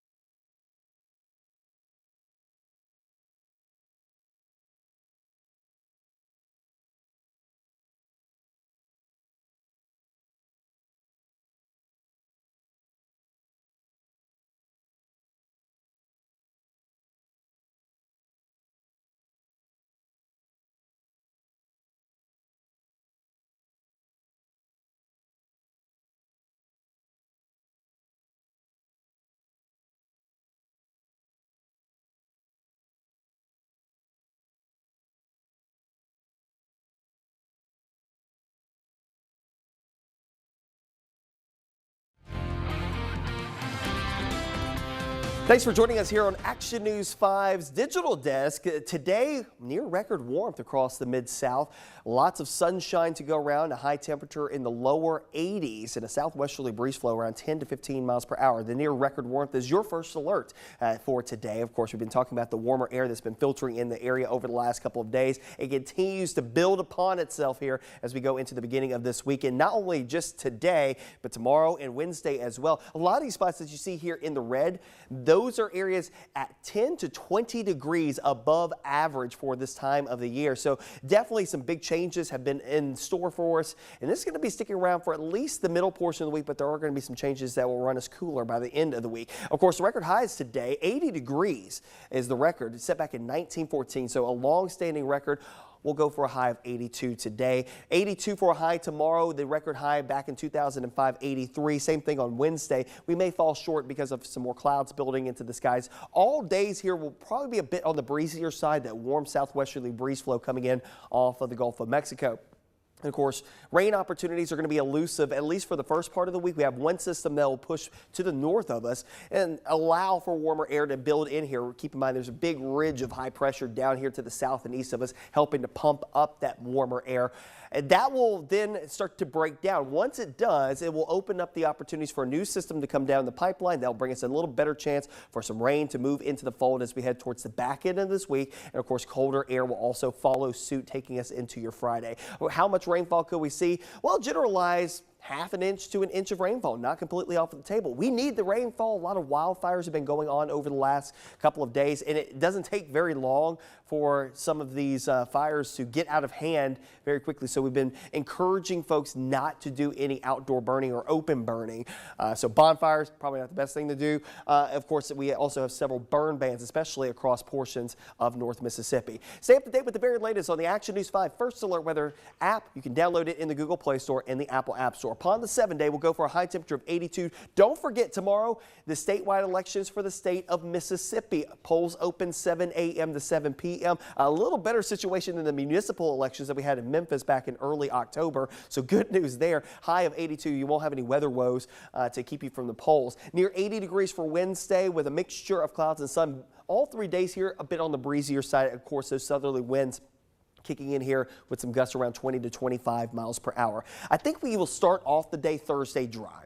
We'll see clouds obviously on the increase Wednesday night into your Thursday, and then Thursday afternoon, Thursday night into Friday. That's when we'll probably have our best opportunities for rain. Much cooler on your Friday with highs only in the 50s, rebounding to the low 60s for Veterans Day. Maybe a lingering shower chance, especially east of I-55, and then we'll clear things out for your Sunday with highs in the middle 60s. Overnights by that point in time back in the 40s.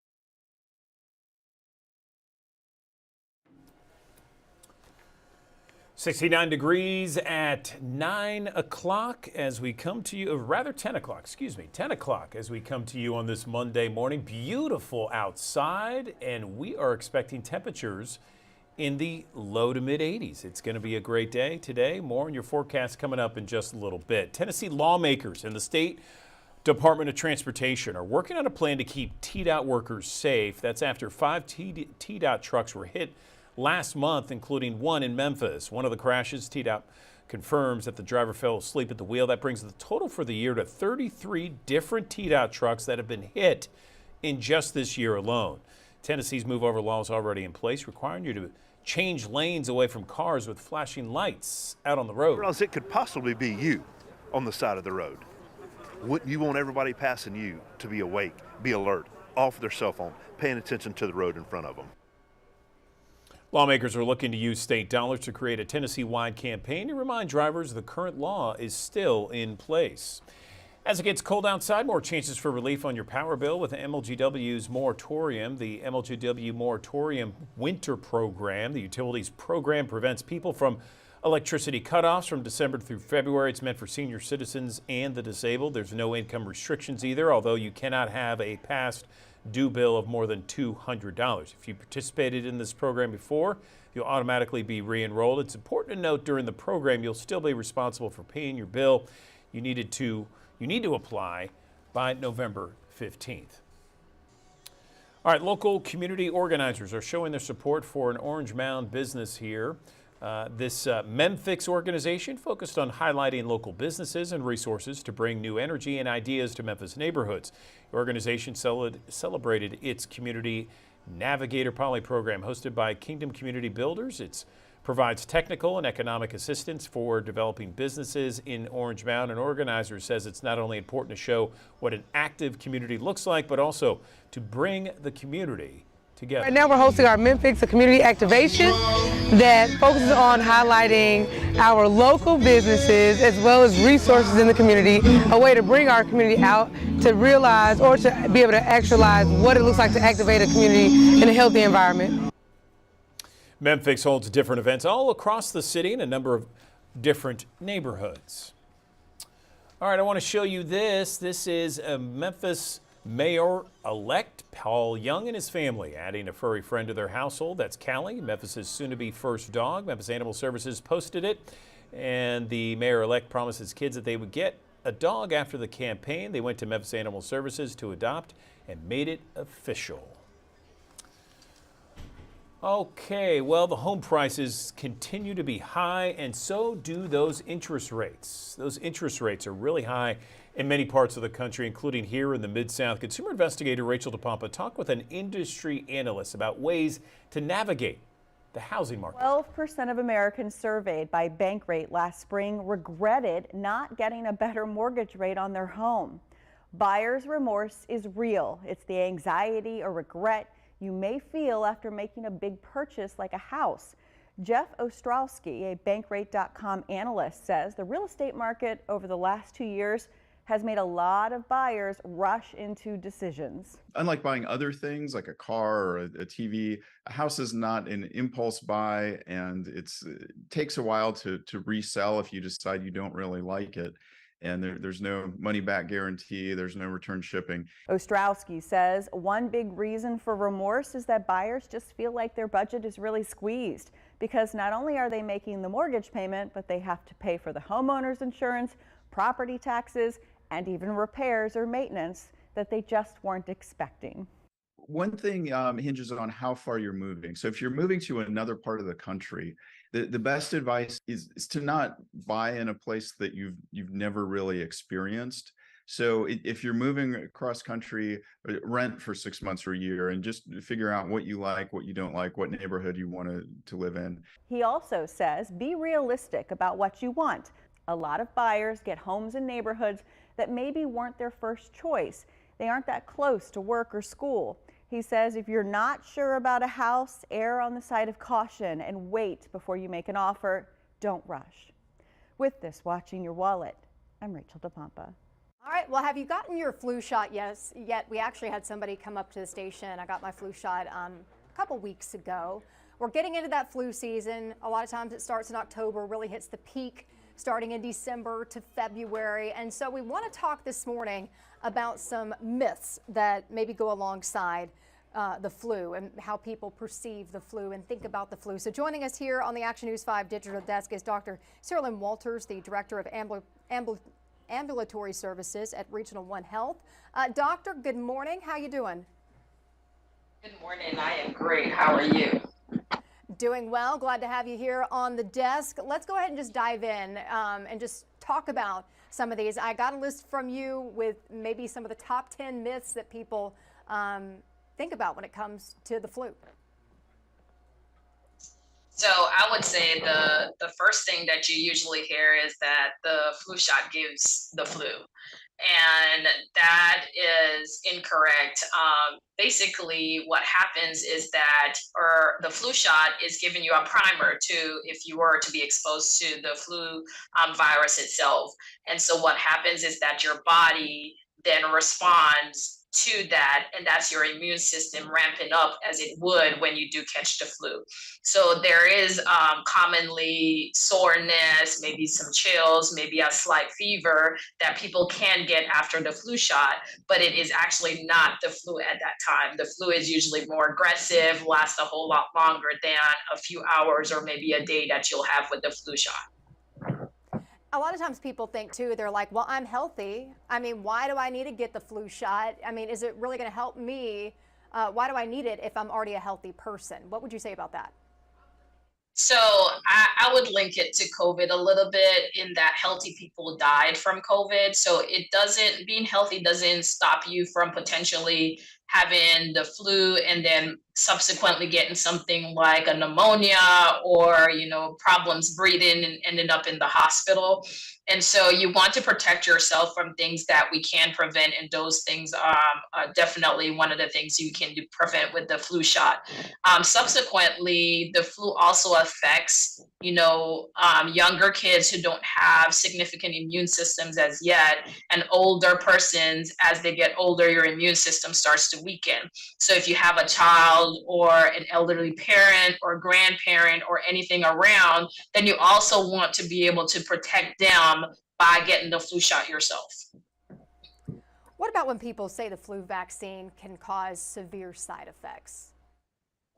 So I really say that, you know, all vaccines, the purpose of them is to trigger your immune system. And every once in a while, someone may have an immune response that is more aggressive than what we expect. So we have had people who have what we call Guillain-Barré, which is a response to either infections or vaccinations where there is some paralysis. If people have had that before with a vaccine, then they're the ones that should not be getting the flu vaccine or any vaccines after that as a response, because you can have another response that way.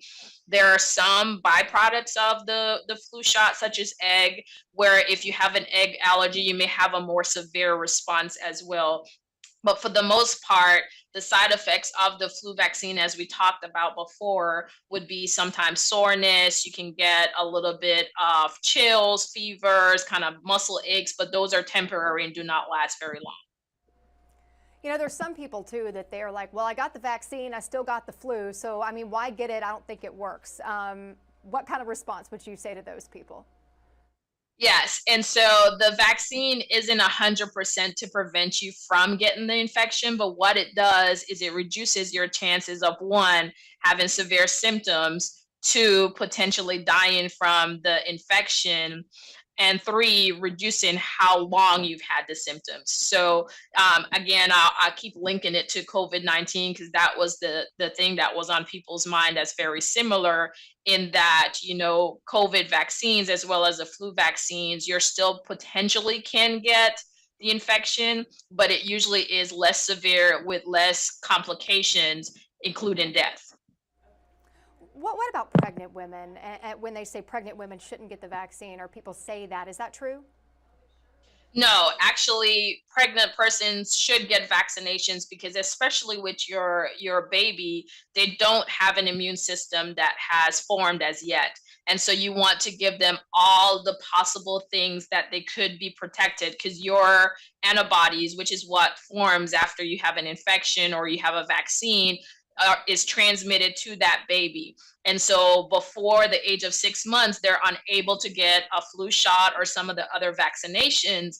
And so when that baby is delivered and they have your immune antibodies to help protect them, then you're giving them that chance of not being one of the few that does end up getting really sick from this infection. So definitely, you want to have it, especially if you're breastfeeding, you have those antibodies that also transfer to your baby through breast milk. So you want to give them that fighting chance that they don't have a bad response to an infection. That's some good information. Okay, so I was reading this one and I thought it was worth mentioning that you can't, the myth where it says you can't spread the flu if you're feeling well. That is untrue. And so the first couple days of most infections, you usually don't have a whole lot of symptoms, but that tends to be the time that you're actually most infectious. And so you are more likely to pass it on during the times that you don't think that you have the infection. And then once symptoms start to form, which usually happens in 24 or 48 hours after your exposure to the virus, you're still infectious at that time, but you could have already passed it on before you have those symptoms. All right, well, I know we're getting low on time here, but I wanted to touch base on one more where people say getting the flu vaccine is all you need to protect yourself from the flu. What do you say to that one? So I will say during COVID-19, we had some of the lowest numbers of influenza, and that was not because of the flu vaccine. That was because we were doing things like covering our mouths. When we were sick, we were staying home, we were washing our hands. So you want to continue to do all those things when especially the winter time when we have flu, RSV, COVID, colds, lots of respiratory viruses that all seem the same. You want to ensure that you're washing your hands. If you have a cough, that you're covering your mouth, wearing a mask if you need to. When you feel sick, stay at home from work. And you want to prevent and increase your immune system as much as possible. So you want to do your vitamin C's, increase water before you get sick and not while you're sick. Well, some great tips there, informative for me as well. Dr. Walters, I appreciate you taking time and hopping on here on the digital desk and really sharing some good tips and breaking some of those myths that maybe people have always said when it comes to the flu vaccine. Thank you so much.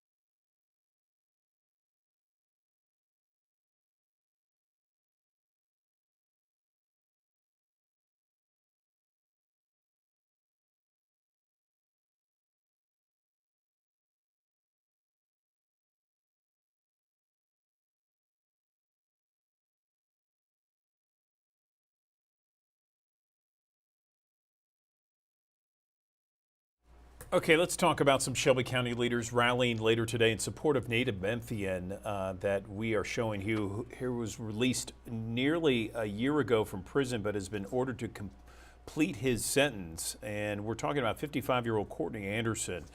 He was released early from a 162-year prison sentence. He's now facing a return. Back in 2000, he was sentenced to 162 years for multiple counts of theft and forgery. According to court records, he completed 25 years of that sentence. 22 years later, Anderson filed a motion requesting a judge to correct an illegal sentence. The judge considered, took a look, and took it to the DA's office. Mulroy and the judge both agreed the sentence was excessive, reduced his sentence, which he had already served. Now the Tennessee Office of Attorney General is arguing that Shelby County's court lacks jurisdiction to reopen the case, and they want Anderson back behind bars. I mean, I'm here. I'm free. Why was I let go if y'all knew this wasn't right? All right, so a rally for Anderson will be held at the Memphis office of the NAACP, 2 o'clock this afternoon. No word yet on whether he will be required to go into prison. We'll keep you posted on that. The FDA is considering the approval of a treatment that could cut down on the severity of sickle cell symptoms. The first is an Exocel treatment, which begins and affects the hemoglobin in our bodies. The second is called a Lovocel, which alters the patient's stem cells, fixing the genetic problem caused by sickle cell.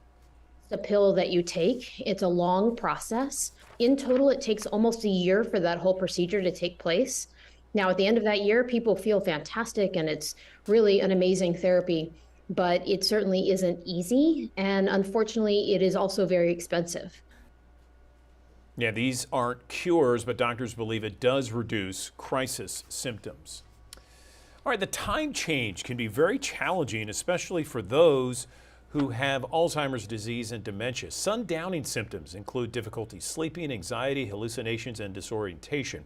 There are ways caregivers can help. Health leaders say try and keep a predictable routine. Plan activities during the morning and early afternoon. Limit daytime napping, caffeine, and sugar. Make sure hearing aids and glasses are close by. The caregiver's not getting good rest because the patient's up all night, then subsequently the patient may not be getting the best care, from a sleep-deprived caregiver.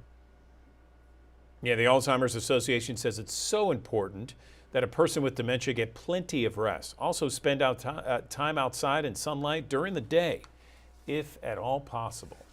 Dry eyes, one of the most common eye conditions out there, affecting about 20 million Americans. There are some simple ways to combat dry eyes. It was the subject of this morning's Best Life Report. Do you have red, irritated, and watery eyes? I was probably lubricating it up to, maybe 10 times a day. It could be dry eye. It's a condition that happens when you don't produce enough tears or you produce poor quality tears. It can happen due to chronic computer use, contact lenses, hormonal changes, certain medications, or other illnesses. Any patient with any kind of systemic inflammatory disease, whether it's rosacea, lupus, rheumatoid arthritis, they're more prone to having an inflammation of their tear film. But you can ease dry eyes. First, try over-the-counter artificial tear drops. Next, take screen breaks. Try the 20-20-20 rule. For every 20 minutes of screen time, look away at something at least 20 feet away for at least 20 seconds. A gentle eye massage can also help. Try a warm compress. It may help stimulate glands to produce more tears. Add fish oil to your diet and make sure you're drinking enough water. A tear is made of 98% water and 2% oils, salt, and other proteins. Lastly, an FDA-approved light treatment called OptiLight is also helping manage dry eye disease. You might also want to try and get a humidifier that can add moisture in the air and ease symptoms caused by dryness. All right, let's talk now about what is happening in East Tennessee. You can see it here. There's a wildfire that flared up over the weekend in Anderson County near Andes Ridge. People living nearby say some of these flames are getting a little too close to their homes. You're out in the woods, be safe on ATVs. If you have any campfires, make sure you call and make sure it's safe and get a permit in your county if you're needing to burn stuff. Best right now probably just to wait on that. If you see anything suspicious, let your 911 know, your local county sheriff, because they need to know that stuff. Yeah, extremely dry weather across the state as workers with the Tennessee Division of Forestry reminding everyone to take those precautions out there. A nearly $2 million project in Lawrence County, Arkansas is near completion. Right Fiber by Ritter announced a few years back it began installing high-speed fiber optic internet in Lawrence County. It's coming with a $2 million price tag, but it will help tremendously. Couldn't even get a signal sometimes where the Ring doorbell would work properly that you had outside your house and tell you don't have enough internet strength. Yeah, leaders are still determining which households need stronger service there. All right, we are talking about University of Memphis basketball. Tonight's the season opener for the Memphis Tiger basketball teams. Penny Hardaway's squad gets started at FedEx Forum against Jackson State. Alex Simmons makes her debut as a women's head coach on the road at Middle Tennessee State. Penny's not going to be on the bench tonight. He's serving a 3-game suspension for recruiting violations, so new lead assistant Rick Stansberry will serve as the acting head coach. Tigers men have high hopes given their experience and depth coming into the year. For the women's team, they're coming off their best season in years. They made the NIT. They won 2 games in the tournament. That was under Katrina Merriweather, who left to take the job at Cincinnati. Alex Simmons takes over after a successful run at Gardner-Webb. She says her goal is to win championships sooner rather than later. Well, speaking of winning, the Grizzlies got their first win of the year. It was a tough go at it here. Of course, there's been multiple players out due to injuries, including John Morant serving a 25-game suspension. Santi Aldama made his season debut. Xavier Tillman, John Conchar were out of this game, so again, the Grizzlies were shorthanded. They trailed double digits in the first quarter. They led by 8 at the half, and then they were down double digits in the fourth quarter. They came back, and they won 112-100 over the Portland Trailblazers in Portland. Desmond Bain at 30 points, Jaren Jackson Jr. at 27. The Grizzlies will try to go for 2 in a row when they play the Miami Heat Wednesday at FedEx Forum. Now, this is something you don't see every day. Not many people were prepared to see it in Sacramento, California. A slow-speed pursuit of a chase with police and a forklift. Yeah, the forklift driver navigated through the neighborhood about 10 miles an hour. There, you can see him in the video. There, he's going fast there, yep. Eventually, they caught the guy. It was not immediately clear how he gained access to the forklift, or whether it was stolen or not. All we know that there was damage to a chain link fence, but that was about it. No injuries were reported. That's good news. All right, another live look from our High Five camera in Midtown Memphis. We're getting close to a full forecast with meteorologist Patrick Ellis. We're back in 60 seconds.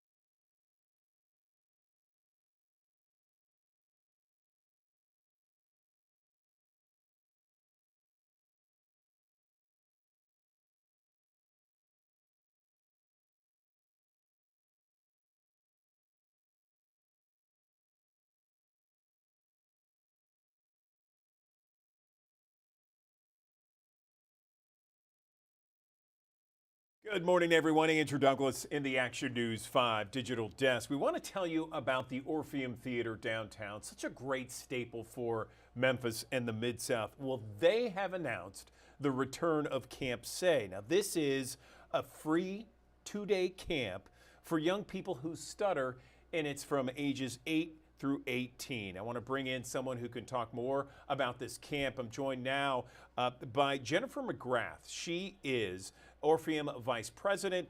She's also someone who knows more about this camp. She's a part of the engagement with the community, also education, and she joins us now on the digital desk. Jennifer, how are you? Hi, good morning. I'm doing great. Thanks so much for having me. Appreciate you being here. I remember talking about this camp last year, I believe, and it sounded like such an incredible opportunity for anyone who is perhaps fearful or has lack of self-confidence when it comes to stuttering. Is that some of the objectives out there of this camp? Absolutely. I think the really beautiful thing about the camp is that it is meeting every single young person that comes exactly where they are. So sometimes we have young people attending the camp, as you said, that maybe are a little bit nervous. Maybe they have never met another person who stutters before. Maybe they think they're the only one, or maybe they're lacking in a little bit of confidence. And if that's where they are, that's absolutely perfect. And we're thrilled to meet them there. We also have young people that are here and they have got a lot to say and they come in the door ready to jump up on stage and perform. So it really, really runs the gamut. But the beautiful thing is that the camp is designed to meet every single person where they are on their journey. And a lot of people don't know that over 70 million people in the world stutter, including 5% of young people. So it really is about putting young people that share this thing in common together in the same space to create a sense of community and let them know that they're not alone, no matter where they are on that confidence journey. So I know this camp takes place next month, November 18th and 19th. Talk to me about how the Orpheum is the perfect setting. I mean, you mentioned just a minute ago, they get on stage and it really helps their confidence, doesn't it? It sure does. It sure does. I mean, I think to answer your question here at the Orpheum, We're often known for our work in terms of training artists and focusing on performing and singing and dancing and acting, and we do all of that. But as of late, we've also really sort of shifted our focus a little bit to also include programs that are using the arts to simply make better human beings, right? And there are a lot of ways that we can do that. You mentioned the confidence boost is huge, right? The sheer fact of being in a community, knowing that you're not alone, what that can do for your mental and physical well-being, your healing, your journey. And then of course, being able to express yourself creatively and freely, right? At Camp Say, there's no pressure on anybody to get up on stage and perform. I want to say that, but we spend a lot of time together in community creating and making things and holding space for young people to express themselves. And then whoever does want to share is of course able to go up on stage. And it is really a miraculous, radical thing to see young people that often walk in the door on the first day completely full of trepidation, a little bit nervous, not wanting to maybe raise their hand or speak. And then oftentimes just 48 hours later, you mentioned it's only a 2-day camp, we see them either in their groups collaborating and speaking out among their peers, or some of them, like I said, even jumping up on that stage and reading a poem they wrote or singing a song or performing a dance. And you can just see them come alive. And so the camp is really about like when we hold space and we just give everybody a little bit more time to speak. That's the only difference between a person who stutters, right, and a person who doesn't, is that it just takes them a little bit more time. And I think in the world, when we all take time to slow down a little bit and listen to one another, truly, truly remarkable things can happen. And we see that at Camp Say all the time. Okay, so November 18th and 19th is the camp, and you're asking people to register a little more than a week prior. So you want people to register by November 10th. Tell me how big the camp typically is. Is it 50 children? Is it 150? Give me a sense of how many people and where can they register? Absolutely. So the registration is all online at the Orpheum's website. So that's orpheum-memphis.com/Camp Say. All of the information is right there. There's a simple application to fill out. And as you mentioned, yes, ideally, you'd be able to do that. We say that the registration closes a week before, and that's of course so that we can make all the necessary arrangements and prepare things. But even if somebody were to not hear about the camp until, a little bit later, if they want to come, we want to have them. So there's also information of like, even if the registration link is closed, how you can follow up so that we can make sure to get that young person in. In terms of the numbers, we have been running this camp in Memphis. It's part of a national program with our partnership with SAY, the Stuttering Association for the Young, who are based out of New York City. But we've been running the Camp Say across the USA in Memphis for 6 years now. And across those 6 years, I actually just checked, we've served over 100 students, which is really amazing. Each camp session is, has ranged from, I would say the smallest, maybe about 25 to the largest, maybe being about 40, 45. And we like to keep it somewhat small in each session so that we can really give each young person the attention that they deserve. But like I said, over the course of those 6 years, because some have come and aged out, some campers have been coming every single year for all 6 years, which is amazing. So over the course of those 6 years, we've served over 100 young people who stutter, and that community just continues to grow. And I will also take the time to say that anything that anyone can do to help spread the word, right? If you're a speech language pathologist, or if you're a young person who stutters, or a parent or a relative of someone, or an educator, we want to make sure to get the word out, because this program is completely free. It's for these young people, and we want to make sure they know about it and can get over to us here at the Orpheum.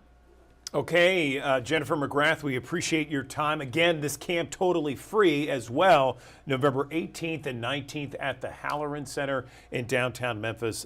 Jennifer, thanks so much. Thanks so much for having me.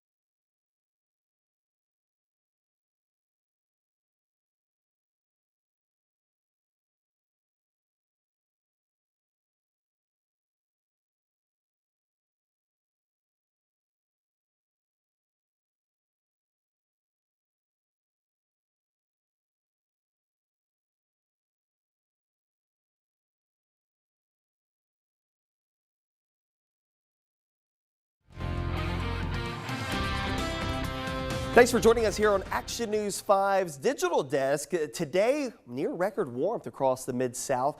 Lots of sunshine to go around, a high temperature in the lower 80s and a southwesterly breeze flow around 10 to 15 miles per hour. The near record warmth is your first alert for today. Of course, we've been talking about the warmer air that's been filtering in the area over the last couple of days. It continues to build upon itself here as we go into the beginning of this weekend, not only just today, but tomorrow and Wednesday as well. A lot of these spots that you see here in the red, those are areas at 10 to 20 degrees above average for this time of the year. So definitely some big changes have been in store for us. And this is going to be sticking around for at least the middle portion of the week, but there are going to be some changes that will run us cooler by the end of the week. Of course, the record highs today, 80 degrees is the record. It's set back in 1914, so a long-standing record.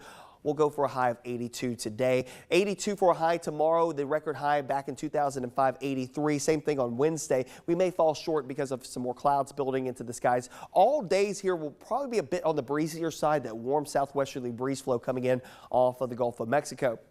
And of course, rain opportunities are going to be elusive, at least for the first part of the week. We have one system that will push to the north of us and allow for warmer air to build in here. Keep in mind, there's a big ridge of high pressure down here to the south and east of us, helping to pump up that warmer air. And that will then start to break down. Once it does, it will open up the opportunities for a new system to come down the pipeline. That'll bring us a little better chance for some rain to move into the fold as we head towards the back end of this week. And of course, colder air will also follow suit, taking us into your Friday. How much rainfall could we see? Well, generalize half an inch to an inch of rainfall, not completely off the table. We need the rainfall. A lot of wildfires have been going on over the last couple of days, and it doesn't take very long for some of these fires to get out of hand very quickly. So we've been encouraging folks not to do any outdoor burning or open burning. So bonfires, probably not the best thing to do. Of course, we also have several burn bans, especially across portions of North Mississippi. Stay up to date with the very latest on the Action News 5 First Alert Weather app. You can download it in the Google Play Store and the Apple App Store. Upon the 7-day, we'll go for a high temperature of 82. Don't forget, tomorrow, the statewide elections for the state of Mississippi. Polls open 7 a.m. to 7 p.m. A little better situation than the municipal elections that we had in Memphis back in early October. So good news there. High of 82. You won't have any weather woes to keep you from the polls. Near 80 degrees for Wednesday with a mixture of clouds and sun. All 3 days here a bit on the breezier side. Of course, those southerly winds kicking in here with some gusts around 20 to 25 miles per hour. I think we will start off the day Thursday dry. We'll see clouds obviously on the increase Wednesday night into your Thursday, and then Thursday afternoon, Thursday night into Friday. That's when we'll probably have our best opportunities for rain. Much cooler on your Friday with highs only in the 50s, rebounding to the low 60s for Veterans Day. Maybe a lingering shower chance, especially east of I-55, and then we'll clear things out for your Sunday with highs in the middle 60s. Overnights by that point in time back in the 40s.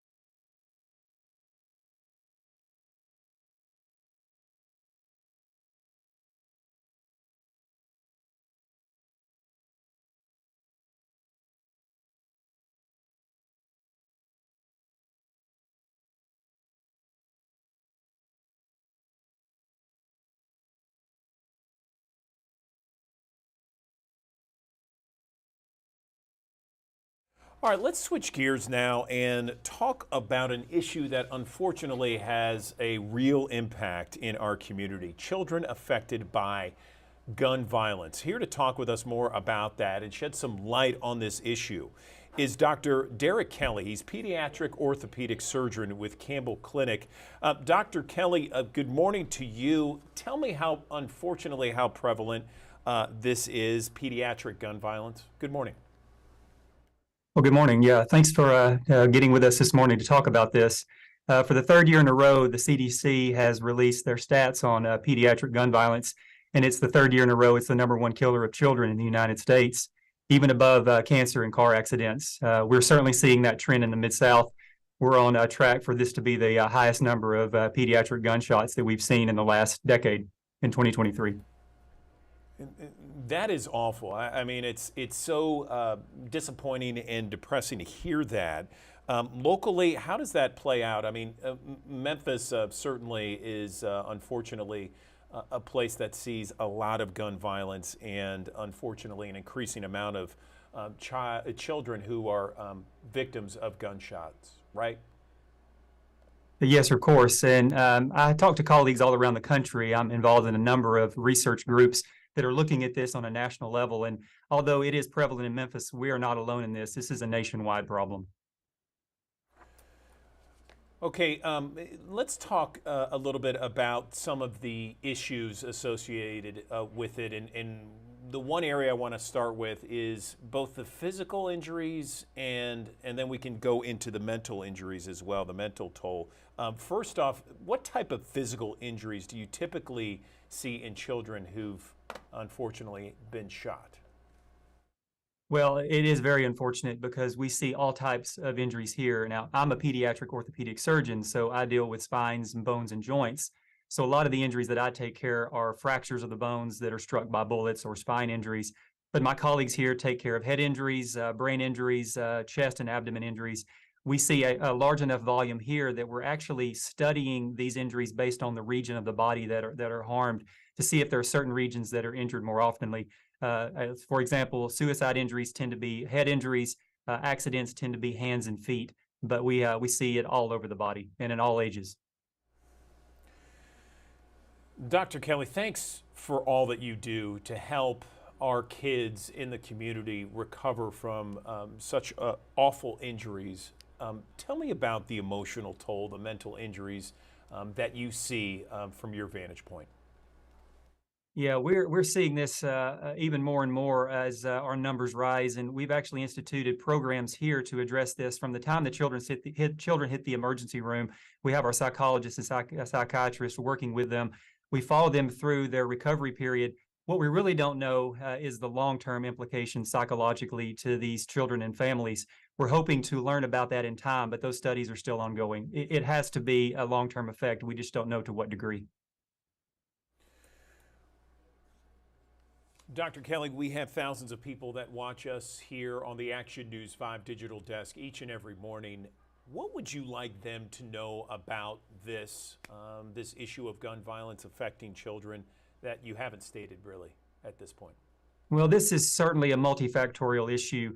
We're looking closely at our stats related to the type of weapon involved and the mechanism of injury, whether it be a suicide attempt or an accident or an assault. And what we've learned in the last decade, our numbers for handgun injuries, accidents, and assaults are really rising more rapidly than some of the others. So probably the best thing that families can do if they have a gun at home is to leave the gun safely stored and locked. If a child is in the home and has access to an unsecured gun, their risk goes way up for an accidental injury or for that gun to be used as an assault. And certainly this problem is not going to get better anytime soon. And you're certainly not protected from this if you live in a small town community outside of the big city. We're seeing kids come in from the entire region with these types of injuries. A great piece of advice there. Always lock up any kind of weapon, a gun, if there is one at home. Anything else you'd like to mention before we let you go? I just want people to be aware of this. I want them to educate themselves, think about this as they go out throughout their daily lives, think about this as they want to influence policy change, speak with representatives and policymakers about ways that we can lower these injuries for these kids. I want to ask you, Dr. Kelly, I mean, it's got to be heartbreaking and certainly there's an emotional toll when it comes to you and your staff having to deal with these tiny young kids that are affected by gun violence. These injuries just, they don't have to happen. And I would much prefer to go through my day without having to deal with kids who were shot needlessly. These are challenging injuries. Now, unfortunately, we see a lot of this, but that does allow the team to be very well prepared to take care of these. Our team handles this in a very professional manner. But at the end of the day, when you're sitting at home thinking about these kids, you just know that this is senseless and it needs to stop. Dr. Derek Kelly with Campbell Clinic, orthopedic surgeon, pediatric orthopedic surgeon. Thank you, and please pass along our thanks and appreciation to all of your staff that's helping address this very important issue. We appreciate you coming on the Digital Desk this morning. Yes, sir. Thank you so much.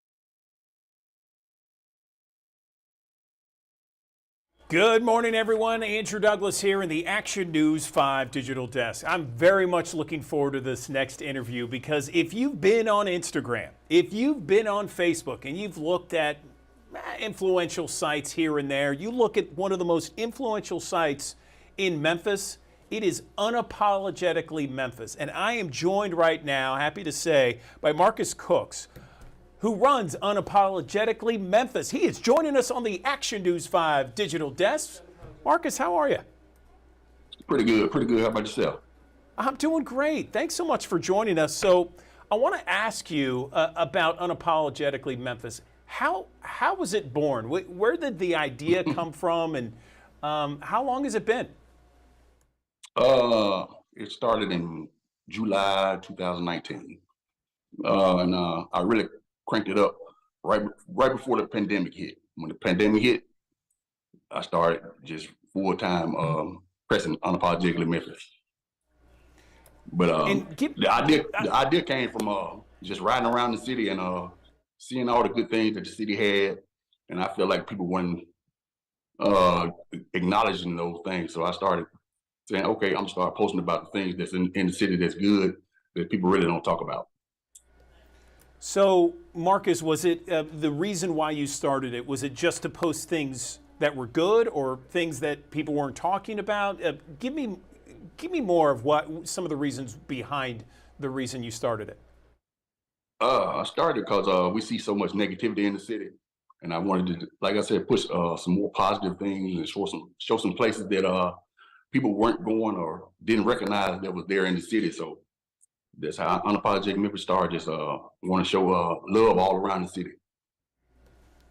Okay, so that was that seems like a long time ago when you think before the pandemic.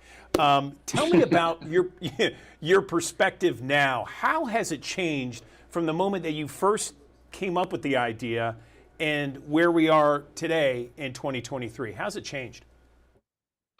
Man, it's Unapologetic Memphis is funny. You know, like I said, it was just for love at first, but now I ain't gonna say it's so political, but it kind of keep people up on what's going on in politics and a lot of things that's happening in the news that's important for us to know. So it's just a thing where we just want the people to be informed, and you know, sometimes they don't always look at the news, so they call it like the news. So we try to, like, if y'all have stories I see that feel important, I like, let me put this out there so people know this was going on or this was happening. So just to keep the city informed, just try to make everybody come together and make a better city. That's pretty much what we do. I appreciate that, Marcus, and thank you in advance for putting some of our stuff out there. We really appreciate that. Give me the idea behind the name, Unapologetically Memphis. I like that name. Man, I think the name was the Black Book of Memphis at first, because it was gonna just showcase a lot of things that's in Memphis, like you got a girlfriend, I'm like, we're gonna show everything that's in Memphis and kind of make it like it's in a black book or whatever.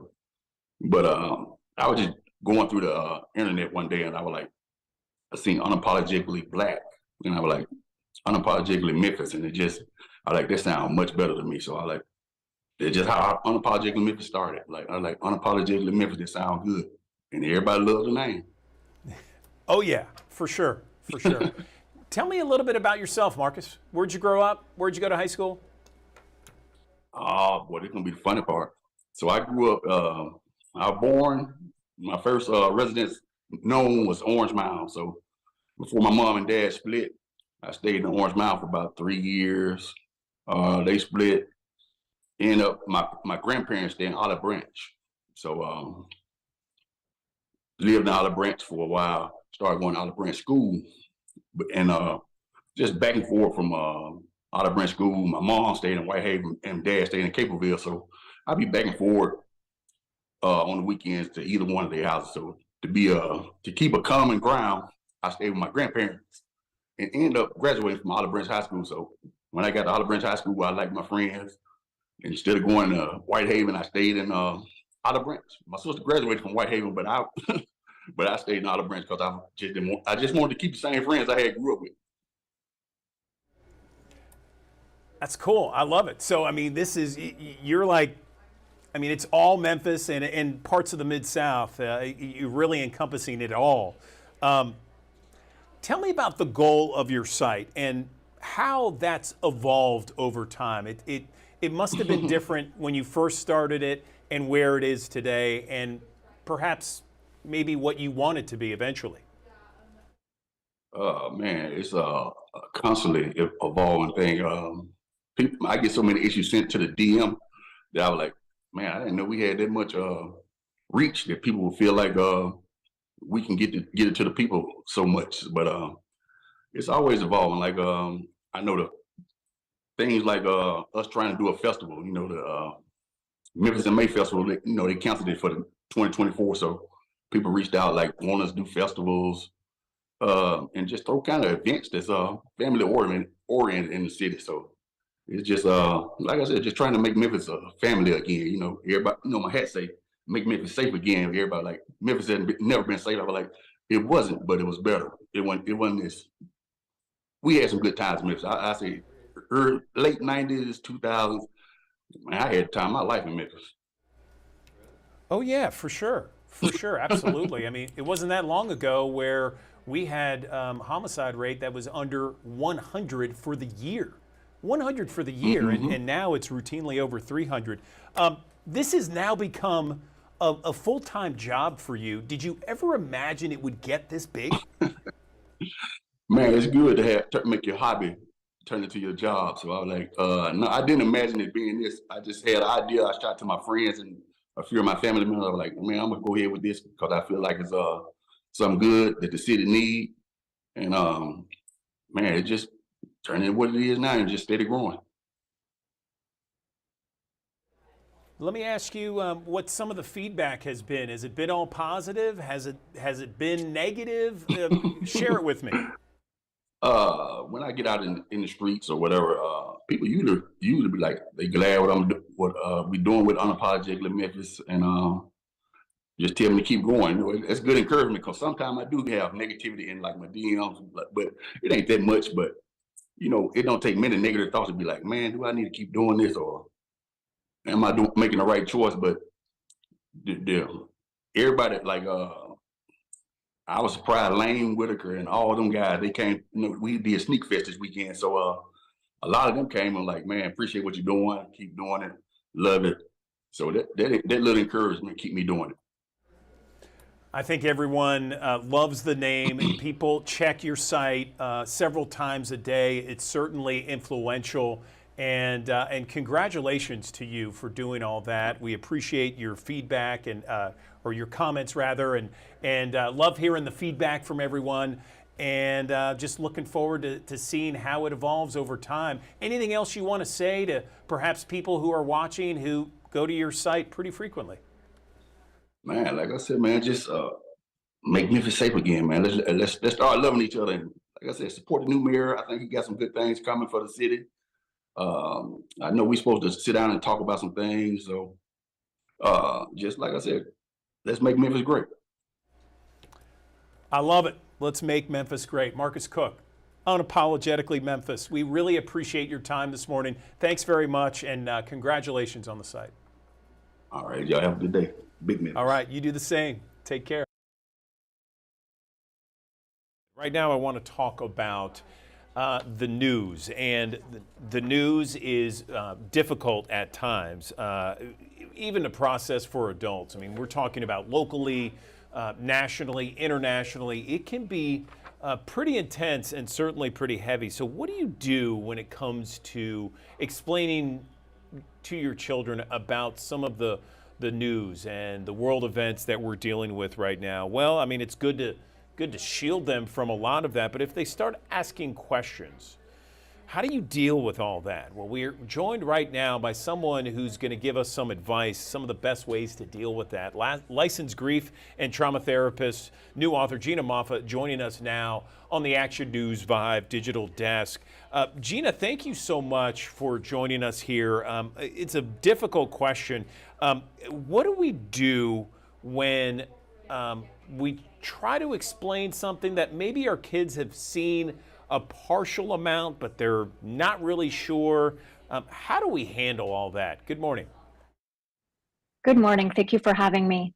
Well, the sad thing is that there's absolutely no shortage of scary things in the news. And if it's hard for us as adults, of course it's hard for our children. One of the things we hear a lot is to be age and developmentally appropriate. But we also have to think of our kids' mental health. So if you have a child with anxiety, let's take their lead. What I always say is if our children are asking us questions, let's find out what they know first. Where are they hearing it? Are they responding to our responses? And how can we act in a way that's just speaking with facts and nothing that will continue to scare them or make them feel unsafe? So one of the things I always say is if you have a child with anxiety or if you're anxious about the news, let's limit the way that we are speaking about the news. One of the things that's also really important is to look at the time of day in which your children are asking questions and you're able to answer them. If your children are asking questions or you want to talk about it before school, make sure you have enough time to answer their questions. This is one of the most important things we can do is give them space to feel and express what they're seeing and feeling. You know, a lot of times when my kids were younger, they would come home from school because someone at school would be talking about, news of the day or current events or something profoundly negative. At what point do you kind of intercede and say, okay, this is what you should be focusing on, or how do you deal with that? I think we have to always observe the moods and behaviors of our children no matter what. If their behaviors seem off, if they seem more stressed, if maybe their sleep is off or they're not eating as much or they're not even talking as much to us as they may, this is a time for us to inquire and ask what's going on. The most important thing we can do is make our kids feel safe, and that may mean to give them the space to actually ask questions and to talk about their feelings. I think as adults, we're really quick to interject what we think they're feeling, or we want them to feel safe and okay. But I think the most important thing at these times is to give them the space to reflect and ask as many questions. And if we don't know the answers, it's okay to say, I don't know. We just want to let them know that it's okay to feel what they feel right now. I think a lot of parents out there, and certainly I would include myself in this, is that we would limit the amount of news that the kids see on TV or any other screen device, especially some of the negative news. Can you talk a little bit about that and maybe the best ways to limit that? Absolutely. I think we're so used to having the news on 24/7. And of course, if our kids have social media, they're seeing it there. I think the key is not necessarily to fully shield them, but to have a solid balance for them. If we can not have the news on during the times that we're eating with our family and allow that to be space for them to talk about their feelings or to talk about other things throughout the day. I think it's really hard to fully shield them from the news, but I do believe that finding a way to not have it on all the time in our homes is going to be really important, especially when the news is as volatile as it has been lately. No question about it. Anything else, Gina, you want to touch on that we haven't mentioned just yet? I think one of the things that's just really important is to put our children first. I think that with the way that the world is going these days, it's going to be incredibly hard to shield our children from the pain and the devastation that's out there. So we're going to have to get used to speaking to our kids as honestly and factually as possible about what's going on in the world, while also wanting to keep them safe. And I think one of the things we can do is really to treat them as if it's their lead to always allow them to let us know what's too much for them, what isn't enough, and to ask the questions and have the freedom to express themselves as much as possible. And that's the best we can do as parents at this particular time. Okay, Gina Moffa, we really appreciate this conversation, and I know it's helpful for the thousands of viewers that watch us here on the Digital Desk. Thanks so much. All right, that does it for us here in the Action News 5 Digital Desk. Have yourself a wonderful afternoon. We have Action News 5 midday coming up with Ariana Poindexter, Spencer Denton. They'll take you through the next hour with all of your news and weather updates, including perhaps a record-setting day in the weather department. We'll be talking more. You'll hear more from Spencer Denton on that. And then, of course, we had some news happen during the last couple of hours with the former officers in court today. You can get a live report on that coming up in just a little bit as well. Then join us for another edition of the Digital Desk bright and early tomorrow morning, beginning at 7 o'clock. We'll see you then.